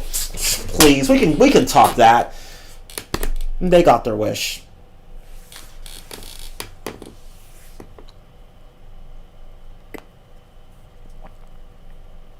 But yeah, I beat the game. I don't plan on coming back to it. It's just so unenjoyable. I don't like it. I don't like it. I'm sorry. I just don't like it. I just do not like that game. This game is just no. If you want to play it so badly, rent it or wait for a price drop. Don't fucking buy it immediately. Like I did. Although to be fair to me, in my defense, it was part of a bundle with Crash 4. And the game was like and the whole bundle was like $40, so I was just like, it seems to be a good deal, why not? I mean, I already had the Crash Trilogy on the PS4, but I didn't mind having it for the Switch as well. I mean, plus I get to play with it on the go, so that's something. Although I almost never leave my house unless I have to, so I mean, at least I can play my Switch around and switch in different rooms and not have to worry about plugging it into a TV, so I guess there's that, but yeah. I thought it was a good deal, so I went and bought it. So I didn't buy just the game, I bought also 3 other games. But yeah, just don't buy it unless don't buy it unless there's a price drop.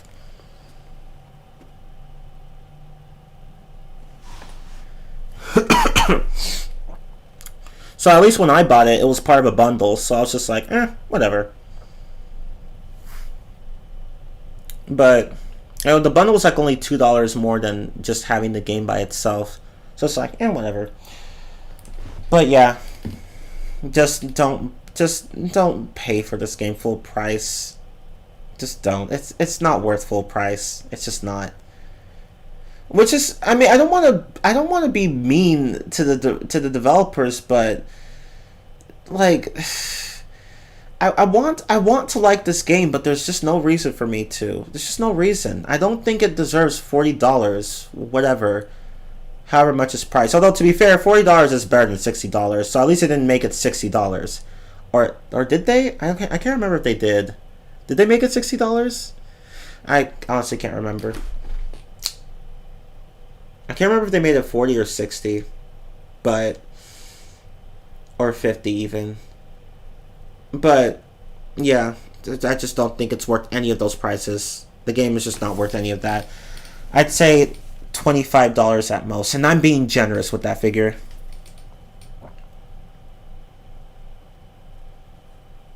Yeah, exactly. Beating Crash 4, not even completing it, just beating it, is something you do once. It's something you'll do once, and then you'll never do it again.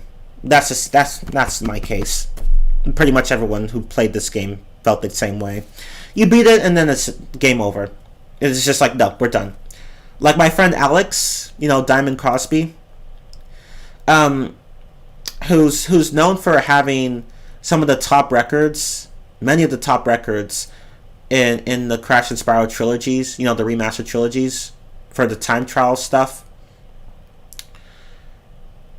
He was pissed off by this game. So pissed off that once he was finished beating the main story, he just went and sold that shit to a friend. He sold that game to a friend and never looked back. He was like, okay, I'm just gonna beat this game and then just never get it again. Just never play it again. I'm just gonna beat it, sell it to someone, then never touch it again. And I'm just like, damn. For somebody like him to be skilled in the Insane trilogy of the Crash series, get frustrated with this game so much to the point where he wanted to sell it. That just speaks volumes on how absolutely frustrating and pointless and irritating and unfair this game is. Oh, I got a bundle on the Switch. I got the Insane trilogy and Crash 4. Like, I got both in one bundle, and the game was priced $39.99. The standalone game was priced $39.99 at the time, but the bundle was only $2 more. And I already had the trilogy on the PS4, the Insane trilogy, but I was like, it's only $2 more. Plus, I can play it on my Switch as well. Might as well get it. So I just went and got the bundle. So it was a good deal. Granted, it wasn't really a deal I needed, but I was like, might as well take it. So it was a good deal. So I technically didn't get the game, full price, in a sense. And thank God for that, because this game just doesn't deserve that. I'm all for a challenge, but hiding boxes completely out of sight that you wouldn't notice without a guide is not challenge. It's annoying. Yeah, that's the thing. This game, all these challenges are unfair. When I play a difficult game, I want it to be tough but fair. Tough as in, okay, we're going to challenge you, but fair as in, okay, we're not going to punish you unless you absolutely deserve it. This game punishes you when you don't deserve it. Not just when you deserve it, but when you don't deserve it as well. That's the thing about this game. The challenge, it's just needlessly difficult. It's difficult in all the wrong ways, basically. Hiding shit out of sight, making certain platforming sections almost impossible to do unless you know exactly what to do, and having stage hazards all over the fucking place, and making levels so goddamn long. Yeah, no, forget it. I'm not doing this shit. I'm not 100%ing this shit. I can barely do the main game. I'm not touching this game again. Forget it. That's just this game. That's just the vibe I get from this game. It's just so fucking irritating. I can't stand this game. I can't stand it. I just can't stand it. I don't regret buying it, especially since I got it for a good deal. I just regret... I don't regret playing it either. I just regret that it could have been so much better than it was. If they had just toned down... if they had just, fixed the difficulty issues, like, the game could still be really difficult, just not, like, in that stupid-ass manner. If they had just tuned the difficulty, and if they had cut out a lot of the shit in the game that really didn't need to be there, the game would have been so much better. And I would have been motivated to complete it 100%. But that's not what happened, and you have this mess. So, yeah, forget it. I'm not going to 100% this game, let alone go back to it. Forget it. It's not going to happen. That's what happens when you make a game so needlessly and utterly frustrating. Crash 4 is not a good game. And what also makes me, and someone pointed this out in the chat earlier, like fairly early in the stream, honestly, this game does not feel like Crash 4 to me. It doesn't feel like Crash 4. It was pitched to be Crash 4, and there was quite a bit of hype for it, but after hearing about how difficult it was, I had a foreboding sense of disappointment, and I was not wrong. This game does not feel like Crash 4. It doesn't feel as if it had given the Crash series a much needed reboot. It did not feel like the Crash series was given justice. This game was a disappointment. It was not only not good, it was just a disappointment overall. It could have been better, but it wasn't. It doesn't feel like Crash 4 to me. It feels like a game that was trying so hard to be a Crash game, but without any understanding on what made the Crash games so lovable in the first place. What made them charming, what made them challenging but fun. That this game did not have any of that. It feels like some third-party game that just has Crash slapped onto it. That's how it feels. It doesn't feel like a continuation of the Crash series. And surprisingly, I think Rather Cortex was better in that regard. I can't believe I'm saying this about Rather Cortex, but it felt, even though it wasn't a good entry, it actually, in terms of story and overall concept, it actually felt like more of a continuation of the Crash series to me than Crash 4, It's About Time did. It's About Time doesn't feel like a continuation. Rather Cortex felt like a continuation. It was an abysmal continuation, but it actually felt like a continuation. At least it had that. Crash 4, It's About Time, no. This game did not feel like Crash 4. It did not. It just didn't. Sorry. Not sorry. That's just how I feel.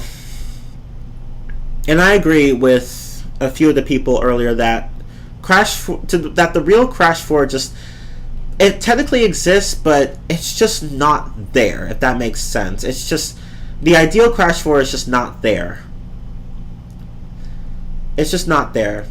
Traveler's Tales failed, Toys for Bob failed, and if another studio decides to make this,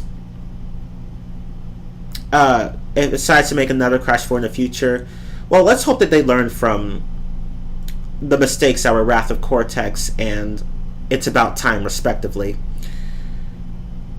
Again, Traveler's Tales failed with Wrath of Cortex. Toys for Bob failed with It's About Time. They both suck, but for different reasons. But they're both similar in that they both failed to understand what made Crash, the original Crash series, so good. They both failed. They just failed. Both. Crash 4 is better than Wrath of Cortex, but not by much. And even then, Wrath of Cortex did do better in a few areas. It did do better in a few areas. For one thing, the story actually felt like a continuation. Okay, well, to be fair, I should say that It's About Time was pitched to be a reboot in a sense, but it was still meant to continue from where Crash 3 happened, and it was just so lackluster. Granted, Wrath of Cortex's story was also pretty dumb too, but I mean, at least it felt like a continuation. Crash 4 didn't feel like It's About Time, I should say, sorry. It's About Time didn't feel like a continuation. It just didn't. And I've honestly thought the story was better in Wrath of Cortex and in It's About Time. I know that's saying that, I know it's surprising, but that's just how I feel. Because with Wrath of Cortex, every character felt important. With It's About Time, no. Some of the characters just did not matter. They just didn't matter. They just did not matter. I don't know. I just don't know.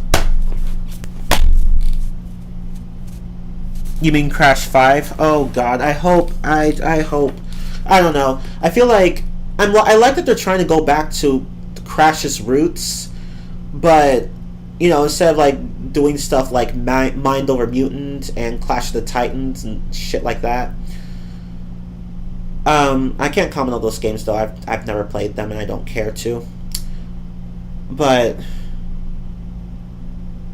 I like that they're going back to their to Crash's roots, but they did such a poor job, not just in Rather Cortex, but in It's About Time as well. I wonder how Toys for Bob would handle an original Spyro game. They'd probably butcher it. If they butchered this game, they're probably gonna butcher Spyro too. And I hope they never touch Spyro. Do not touch Spyro. It's bad enough that they fucked up with Crash. If they touch Spyro, I'm just gonna be really mad. Don't touch Spyro. Spyro doesn't deserve this. Crash didn't deserve this. Spyro definitely doesn't deserve this. Don't touch either of them. Or any other classic PS2 series, PS1 series, sorry. Don't touch any of that shit. Please don't. Don't. God, if they touch something like Ape Escape, I'm just gonna raise hell if they do that. No, don't touch Ape Escape. Don't touch that shit. Don't touch Spyro. Don't ever touch Crash again. Don't touch Ape Escape. Don't touch any of that shit. That shit is classic. Don't touch Dino Crisis either. That was my shit. Well, except for Dino Crisis 3. No one cared about that one. And with good reason. But, yeah. I just hope Toys for Bob just doesn't touch anything. Any classic series ever again. Just don't. Sorry. I'm sorry. I don't mean to be mean, but you guys messed up. You messed up. You tried. You tried. Your game is complete. It's functional, but it's just bad. It is so poorly designed. It has some of the worst design in the Crash game ever. I thought the Insane Trilogy was bad enough. No, this is even worse. 10 times worse. How are you gonna make this worse than the original? Than the original games? I don't know how. I just don't know how you make that worse. I don't know how.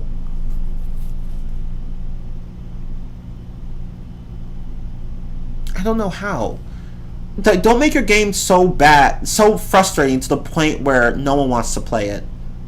You have to consider your audience. Remember, not everyone's a hardcore gamer, and even the hardcore gamers had problems with this game. I can't. I also forgot that Toys for Bob also made Call of Duty Warzone.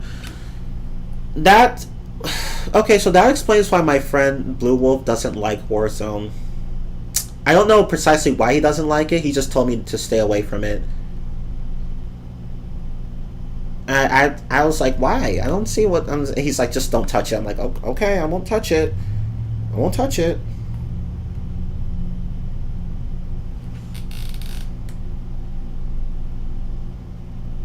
Toys for Bob should go back to making Skylanders. I agree, although I never watched the Skylanders series, so... I know, I think my cousin Stephanie has watched a bit of it, but I've never watched any of it.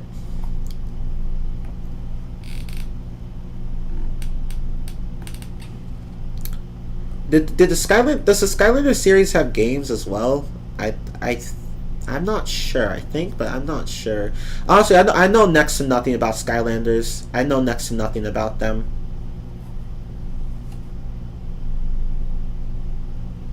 But, well, about it, I should say. I'm referring to the series, really, not the team, but whatever. Anyway, don't you dare diss the Madagascar 2 game, though. That's their masterpiece. I never played it. I played only the first one, which I liked a lot, but I never played the second. Skylanders is a game series. Oh, okay. Huh. Yeah, see, Vicarious Visions would have done a better job with this. And that's saying something. Because their games for Crash aren't great either, but they weren't as bad as what Toys for Bob did here. But yeah, final verdict, this game gets I don't want to say a 6 out of 10. Like, I feel like to me, that's a rating of fair. And this game doesn't deserve that because it is anything but fair. So I'm going to give it a 4 out of 10. A 4. Not even a 5. A 4. A 4. A 5 to me would be generous. I'm sorry, I'm just that critical. I just don't think this game deserves anything more than a 4. Maybe a 4.5 at most. Possibly a 5, but that's all. At most, I'd give it a 5. At the very least, I'd give it a 3. But my personal rating would be 4. I'm sorry, but that's what happens when you make a game so poorly designed. I just can't give you a positive rating or even a fair rating. Just no. You don't deserve that. But yeah, my final verdict, 4 out of 10. 4 out of 10, would not play again. Sorry, not sorry. Get the fuck out. And that's basically what I'm going to do with this game. I played it once, and now I'm not going to touch it again. Yeah, see, 5 is just very generous for this game. Honestly, I'm glad I'm not the only one who feels that way. It's very generous. Honestly, I think 4 would probably be the most accurate rating I could give it. A 4. Maybe a 4.5 if I were feeling a little generous. It just doesn't deserve anything more than a 5. I'm not even gonna give it a 5 and a 5 out of half. A 5. I'm sorry, a 5.5 or a 5.5. I'm not gonna give it that. It gets only a 4 from me. 5 at most. 3 at the very least. 4. Like right in the middle. Sorry, but I just can't stand this game. I'd rather play the Insane Trilogy and get everything, which is possible, frustrating as hell, but possible. Since they made a lot of things worse than in the original series, but I mean, some things they made better, but many things they made worse. But yeah, I'd rather play the Insane Trilogy. At least that one still has some enjoyment, and the levels aren't stupidly long. And then you have Crash 4, where it's just like, no. If you thought getting everything in the Insane Trilogy was bad enough, and difficult enough, and frustrating enough, oh no, you have not played Crash 4. You have not played this game. You are going to wish you had stayed with the Insane Trilogy. You will appreciate the Insane Trilogy a lot more if you play Crash 4. Because Crash 4 is 10 times harder than the Insane Trilogy. It's just, yeah, 10 times harder than the 10 times harder than the original series, 10 times harder than the Insane Trilogy. It's just difficult, just so difficult and pointlessly so.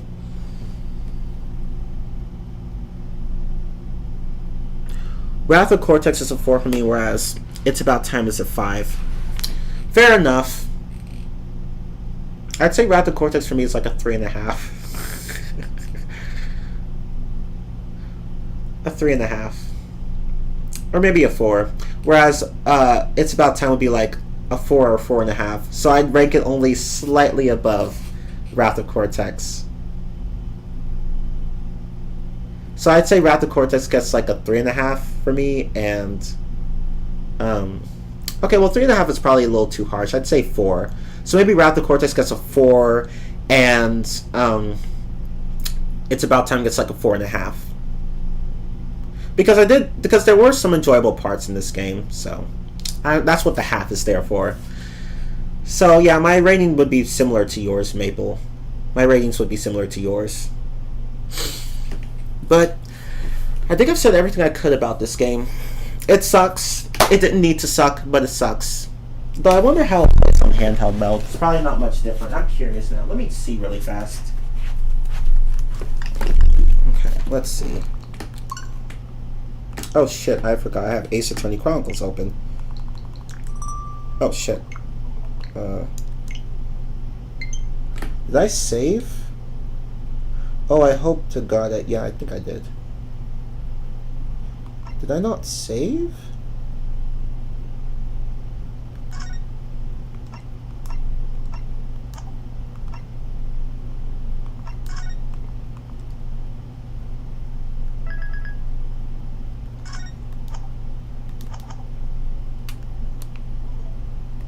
Let me just... Okay, there we go.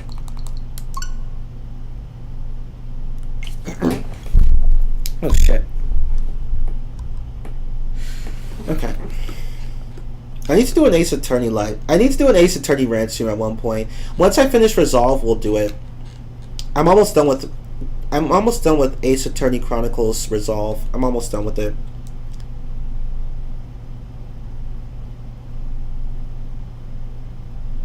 Seriously, in the Switch version, I swear to God, the intros seem to play at a lower frame rate. I don't think this issue is present in the PS4 or Xbox One versions.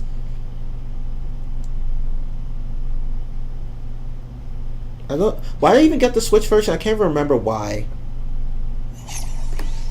But anyway.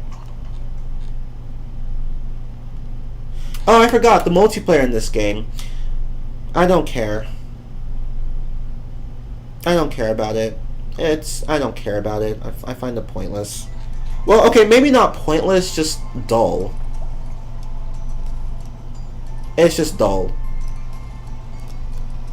Especially, and the thing is that since you made all the since and by you I mean the team behind this game, Toys for Bob, since they made all these levels so hard and long, now who's gonna want to play the multiplayer, which is basically just taking turns going through the level and like getting a higher score than your opponent?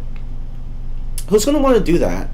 Maybe for the earlier levels, sure, but for the later levels, no. That's not going to happen. No one's going to want to do that. Yeah, this game has multiplayer. See, yeah, that's the thing. It's so irrelevant that I almost forgot about it. It was so irrelevant to me that I almost forgot about it. It actually has multiplayer. It's called Bandicoot Battle. And there are two types of battles. So there's one called Checkpoint Race, where you basically just get to the next checkpoint as fast as possible, and you just take turns.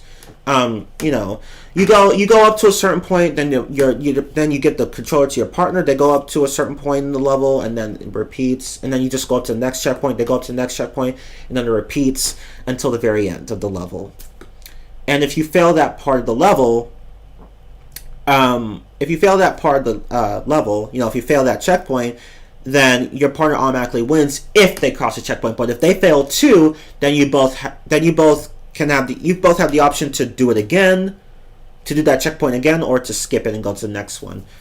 And with the combo race, I think it's when you just basically hit boxes to increase your score. Like there's an active score multiplier going on, and you just go through the level and hit numbered boxes to increase your score. And there's a countdown, like there's a timer, a cooldown timer, where you just have to keep that timer. Yeah, you can't let it deplete, or your score will basically drop to zero. So you have to keep that timer up to keep that score combo going. It's kind of hard to explain, but especially when the numbers change depending on because like the more boxes you hit, the bigger the numbers get for both your score and for the boxes in the area. It's hard to explain. You'd have to play it yourself to understand what I mean. But yeah, if you fail, if you go by checkpoint in that one too, and if you fail that checkpoint, then your partner wins automatically. Or if they fail, you win automatically. It goes both ways, obviously. But if you both fail, then I think it's the same where, you know, you both could try that checkpoint again or just skip it. But the multiplayer is just, it's not even real multiplayer. You just take turns playing the game. And it's just not much different from the main story mode. It's I mean, I welcome that the game has multiplayer, but it's so dull. Like, it's so dull. I mean, I appreciate that they tried to put in a multiplayer, but like, what's the point of putting one? What was the point of putting one in if it was just going to be this boring and basic and simplistic? About as pointless as the multiplayer in Shadow in 06. Very true. Although, I actually kind of like the multiplayer in 06. In Shadow, no, it was boring as hell. So boring. But in 06, the tag mode was actually kind of fun. because you're both working together to get to the goal. The battle mode was kind of boring, especially when like Sonic has the greatest advantage over all the other characters because it's basically a race to the goal. Like if you're Silver, you lose, no doubt about that. If you're Shadow, you're likely not going to win, especially when Sonic has the gems at his disposal and he's the fastest character among all of them. So it's like the battle mode is just pointless as hell. But the tag mode was actually kind of enjoyable. But yeah, I do agree that the multiplayer was overall pretty pointless. Although I did like the tag mode in 06. I actually liked that. But that was like the only good thing about the multiplayer. But in Shadow, like, yeah, the multiplayer was... in the multiplayer, you're just really shooting each other with guns, and it's boring as hell. Like, you have these arenas, but it's just boring as hell. It's even worse than Sonic Heroes multiplayer, which was boring, too. Like, Sonic Adventure 2 Battle had the best multiplayer, whereas Heroes and Shadow just sucked. 06, a little better than Shadow, but still not that good.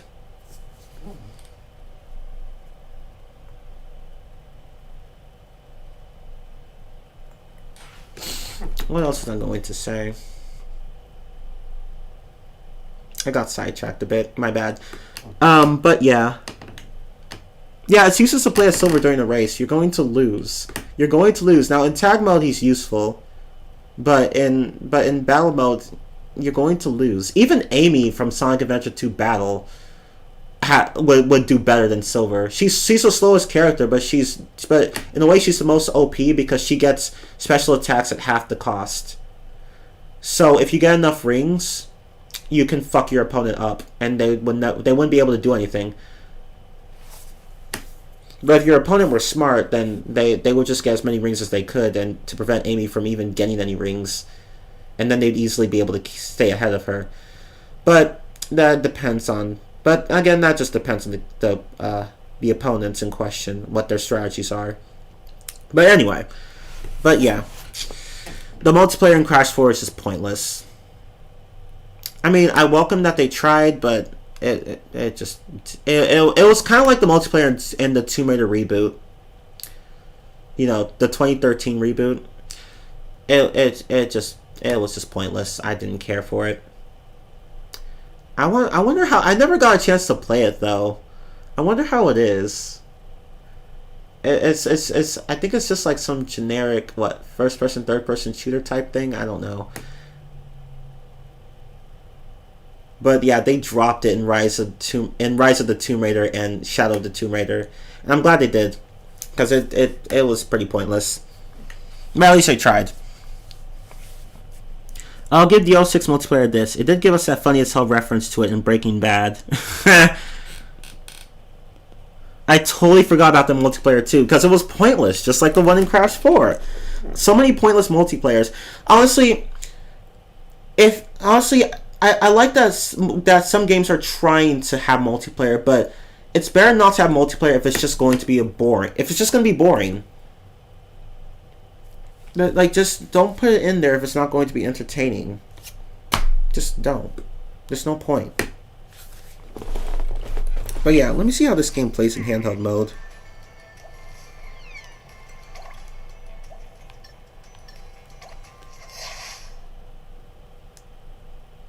Even the loading screen seemed to have low FPS in the Switch version compared to the PS4 and Xbox One versions.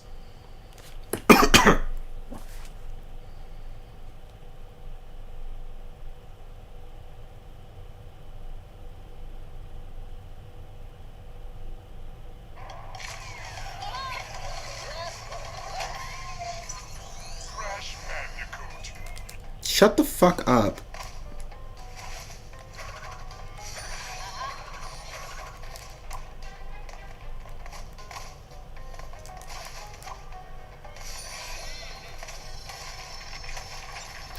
Oh wow, this game looks kind of bad in handheld mode. Oh my god. Oh wait, there's a... You know what? I don't care about... You know, let me try it. Well, no. Oh my god, this game looks really fucking bad in... Well, not... I wouldn't say really bad, just... It just looks It just doesn't look that good in handheld mode.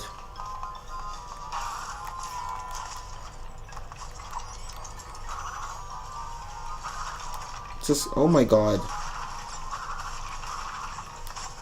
I'd rather be playing the Insane Trilogy.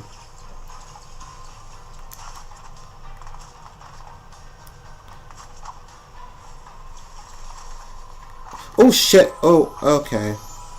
I died before getting to the checkpoint. It was completely my fault. But yeah, like... yeah, in handheld mode, this game does not look that good.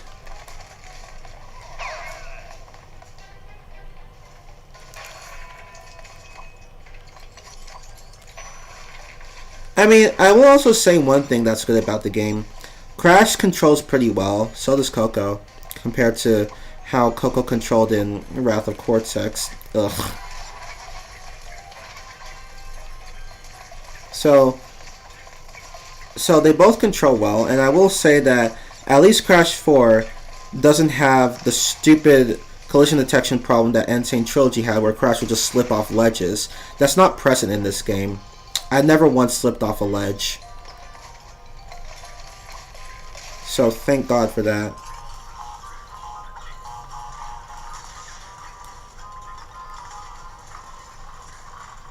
I mean, the game runs at I think it's 30 FPS here. The game runs at a constant 30 FPS. That's nice, but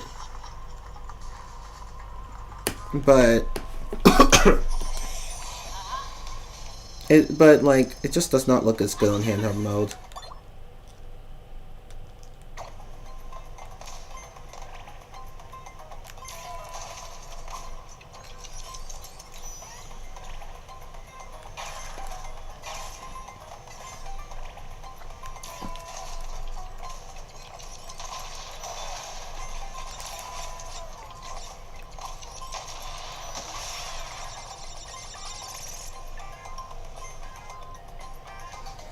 But yeah.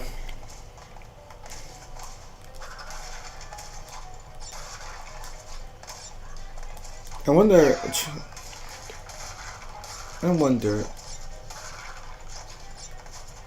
I mean, to be fair, like in the Switch.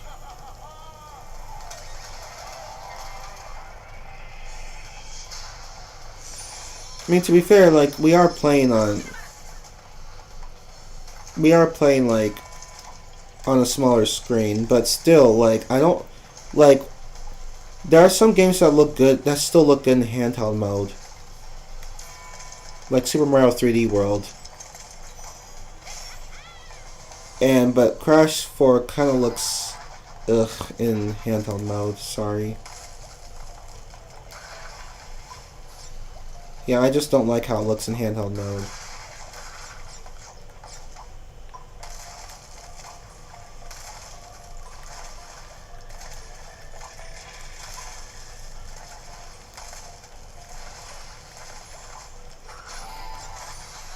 See, in a regular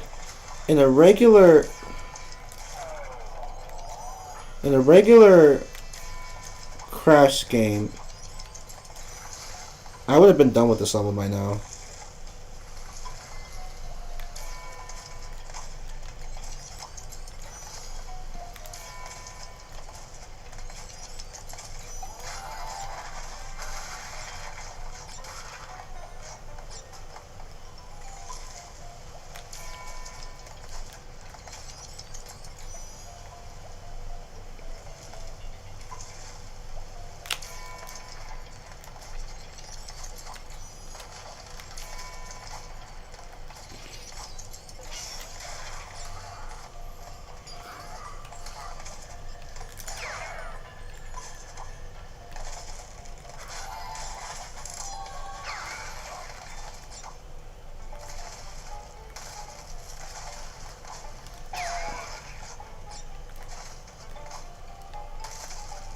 I mean, the platforming in this game feels really smooth. I will give it that.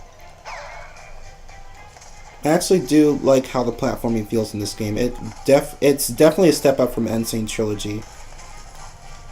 So, oh, damn it. But yeah. Actually feels like this platforming actually Oh, for fuck's sake. The platforming feels really good. Not gonna lie, I'm still thinking about that squirrel I found at work that was up on a tree eating a Snickers bar. Oh yeah, you did mention that before, didn't you? A squirrel eating a Snickers bar.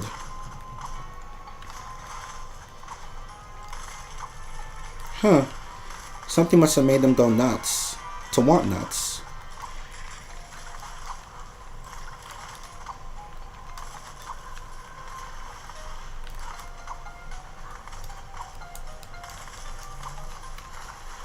Okay, I'm trying not to die here. So far I'm doing a pretty good job.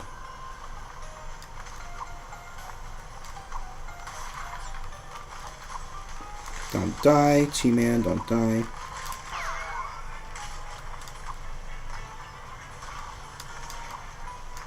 Almost there.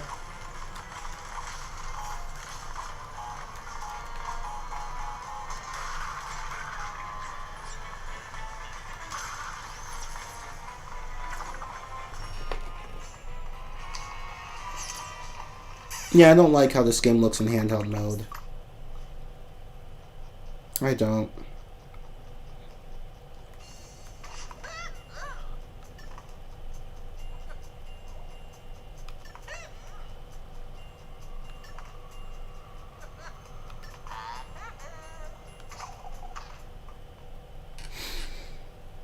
Okay, well, yeah, in handheld mode the game,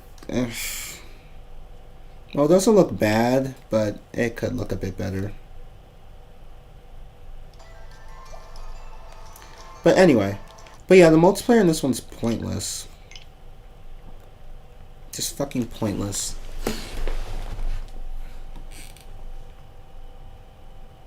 I think I might just share the pics I have of it on Discord. Oh, cool. Sorry about that. I had to put my phone on the charge again because it was dead again. Oh, okay. That's fine. Yeah, I was wondering where you went, but that's fine. I'm glad you told me, though.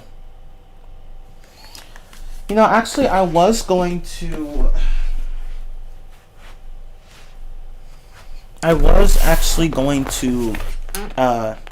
stream Black Ops. I actually was going to stream Black Ops 1 multiplayer right after the Rantstream. I was. But honestly, I'm just like, I don't want to. I really don't want to. I'm just like, yeah, I don't want to. I just don't want to.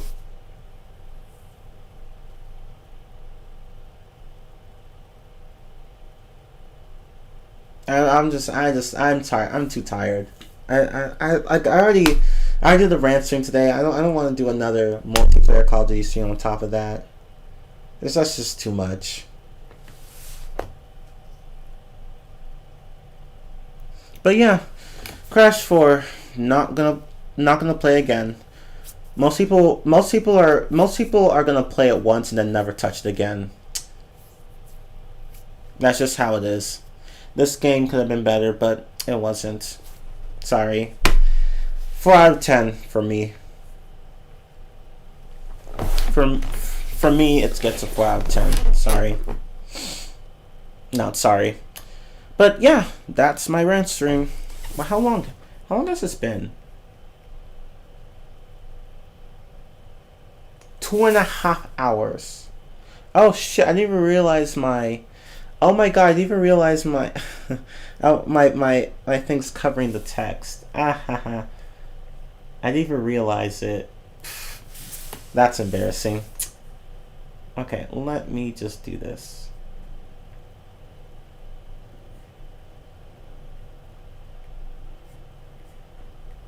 I didn't even know my face cam was covering the text. That's embarrassing.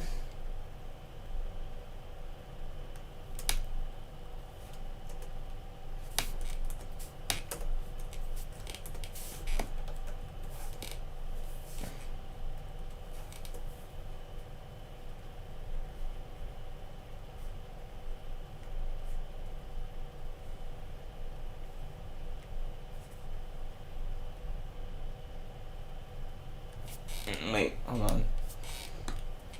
Just do this as There. Okay.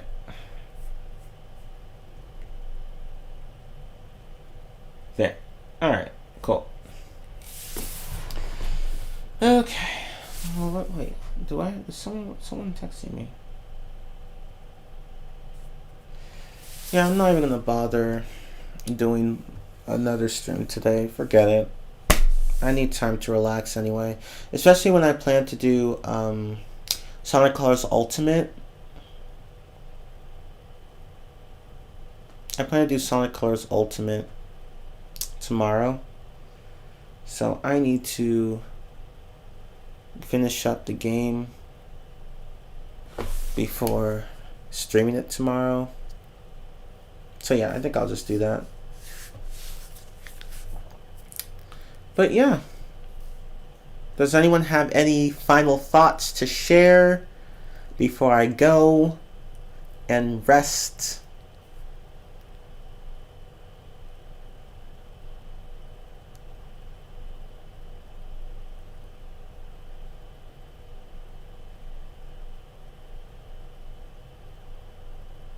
Yeah, I'm just going to save the Black Ops 1 multiplayer thing for another day. But, anyway.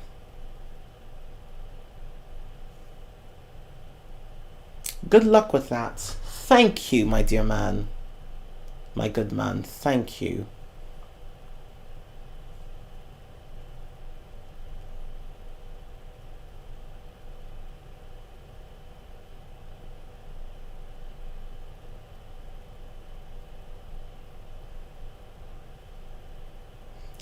Tana's thick. That's all I got. She is. She definitely is. I like her design. She's not thicker than Dingo Dow though. Yeah, no one can match him in thickness. He was even thicker than before. I'm like, how did you go from this to you just blew up.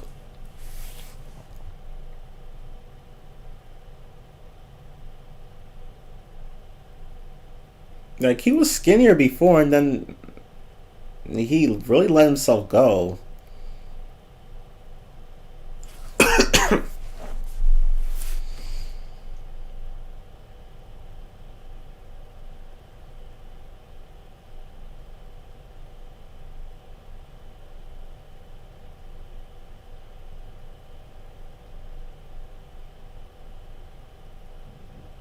I promise I'm not a furry.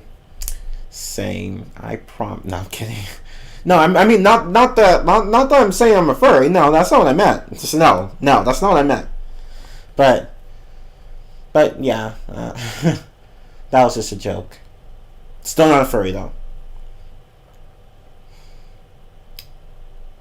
But I'm glad I was able to voice my thoughts on this game.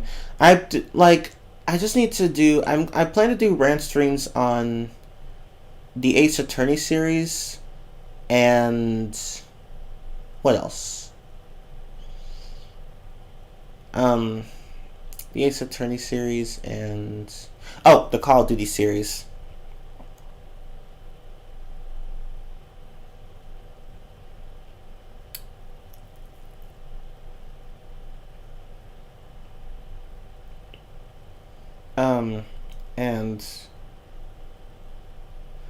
And yeah.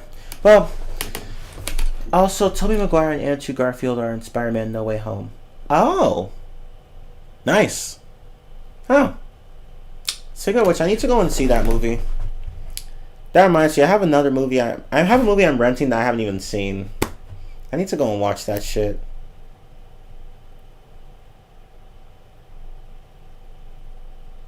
And soon, because I want to rent FNAF Security Breach.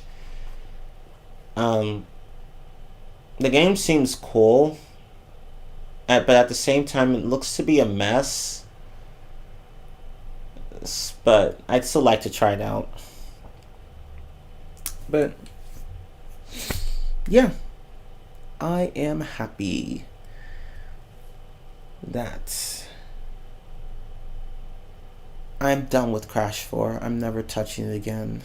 Oh my god. Never touching Crash 4 again. You can't pay me to touch it again. Well, maybe you could, but I wouldn't. But I would just play through the game again, and that's it. You had better pay me a large sum. It's like, well, what about 100%ing it? No, it's like a thought, keep your money. Sorry. But yeah. Anyway, that'll be the end of the rant stream. Hopefully you all enjoyed it. I want to see it again, but I've been held back by work, COVID, and bad weather. Makes sense. I should go and see it. I think I'm gonna like gonna go like on one of my days off from work in the upcoming weeks. I'm gonna take my. Actually, no, never mind, because one of my cousins is actually gonna see that movie on Friday with her friends, so it won't make any sense to like. So she will have seen the movie by the time I get a chance to take the girls out to see another movie. So it's like, well, I guess I can't show them. I wanted to see that movie with them, but it's like now one of them's already gonna. One of them will have already seen it, so there's no point. So I'll just watch it on my own time. By the way, I promise that's the only spoiler I'll give. That's the only spoiler I'll give on Spider-Man. Oh, okay. I mean, to me, that's not really much of a spoiler, but fair enough. But yeah, hopefully you enjoyed this stream. It was Maple's idea, by the way, so for everyone who enjoyed the stream, thank Maple for suggesting the idea to me. And thank you, Maple, for suggesting this idea to me. Because Crash 4 needed to be ripped to shreds. Oh wait, the level design... the developers already did that to the level design, so I guess there's no point. But anyway... Yeah, that movie made a shit ton of money in the box office, didn't it? Everyone was so hyped for it, and then it was just like, OMG, it's perfect. A few customers at work have told me that they liked the movie. They told me that they liked the movie, so I was like, huh, maybe I should go and look at it. Maybe I should go and watch it.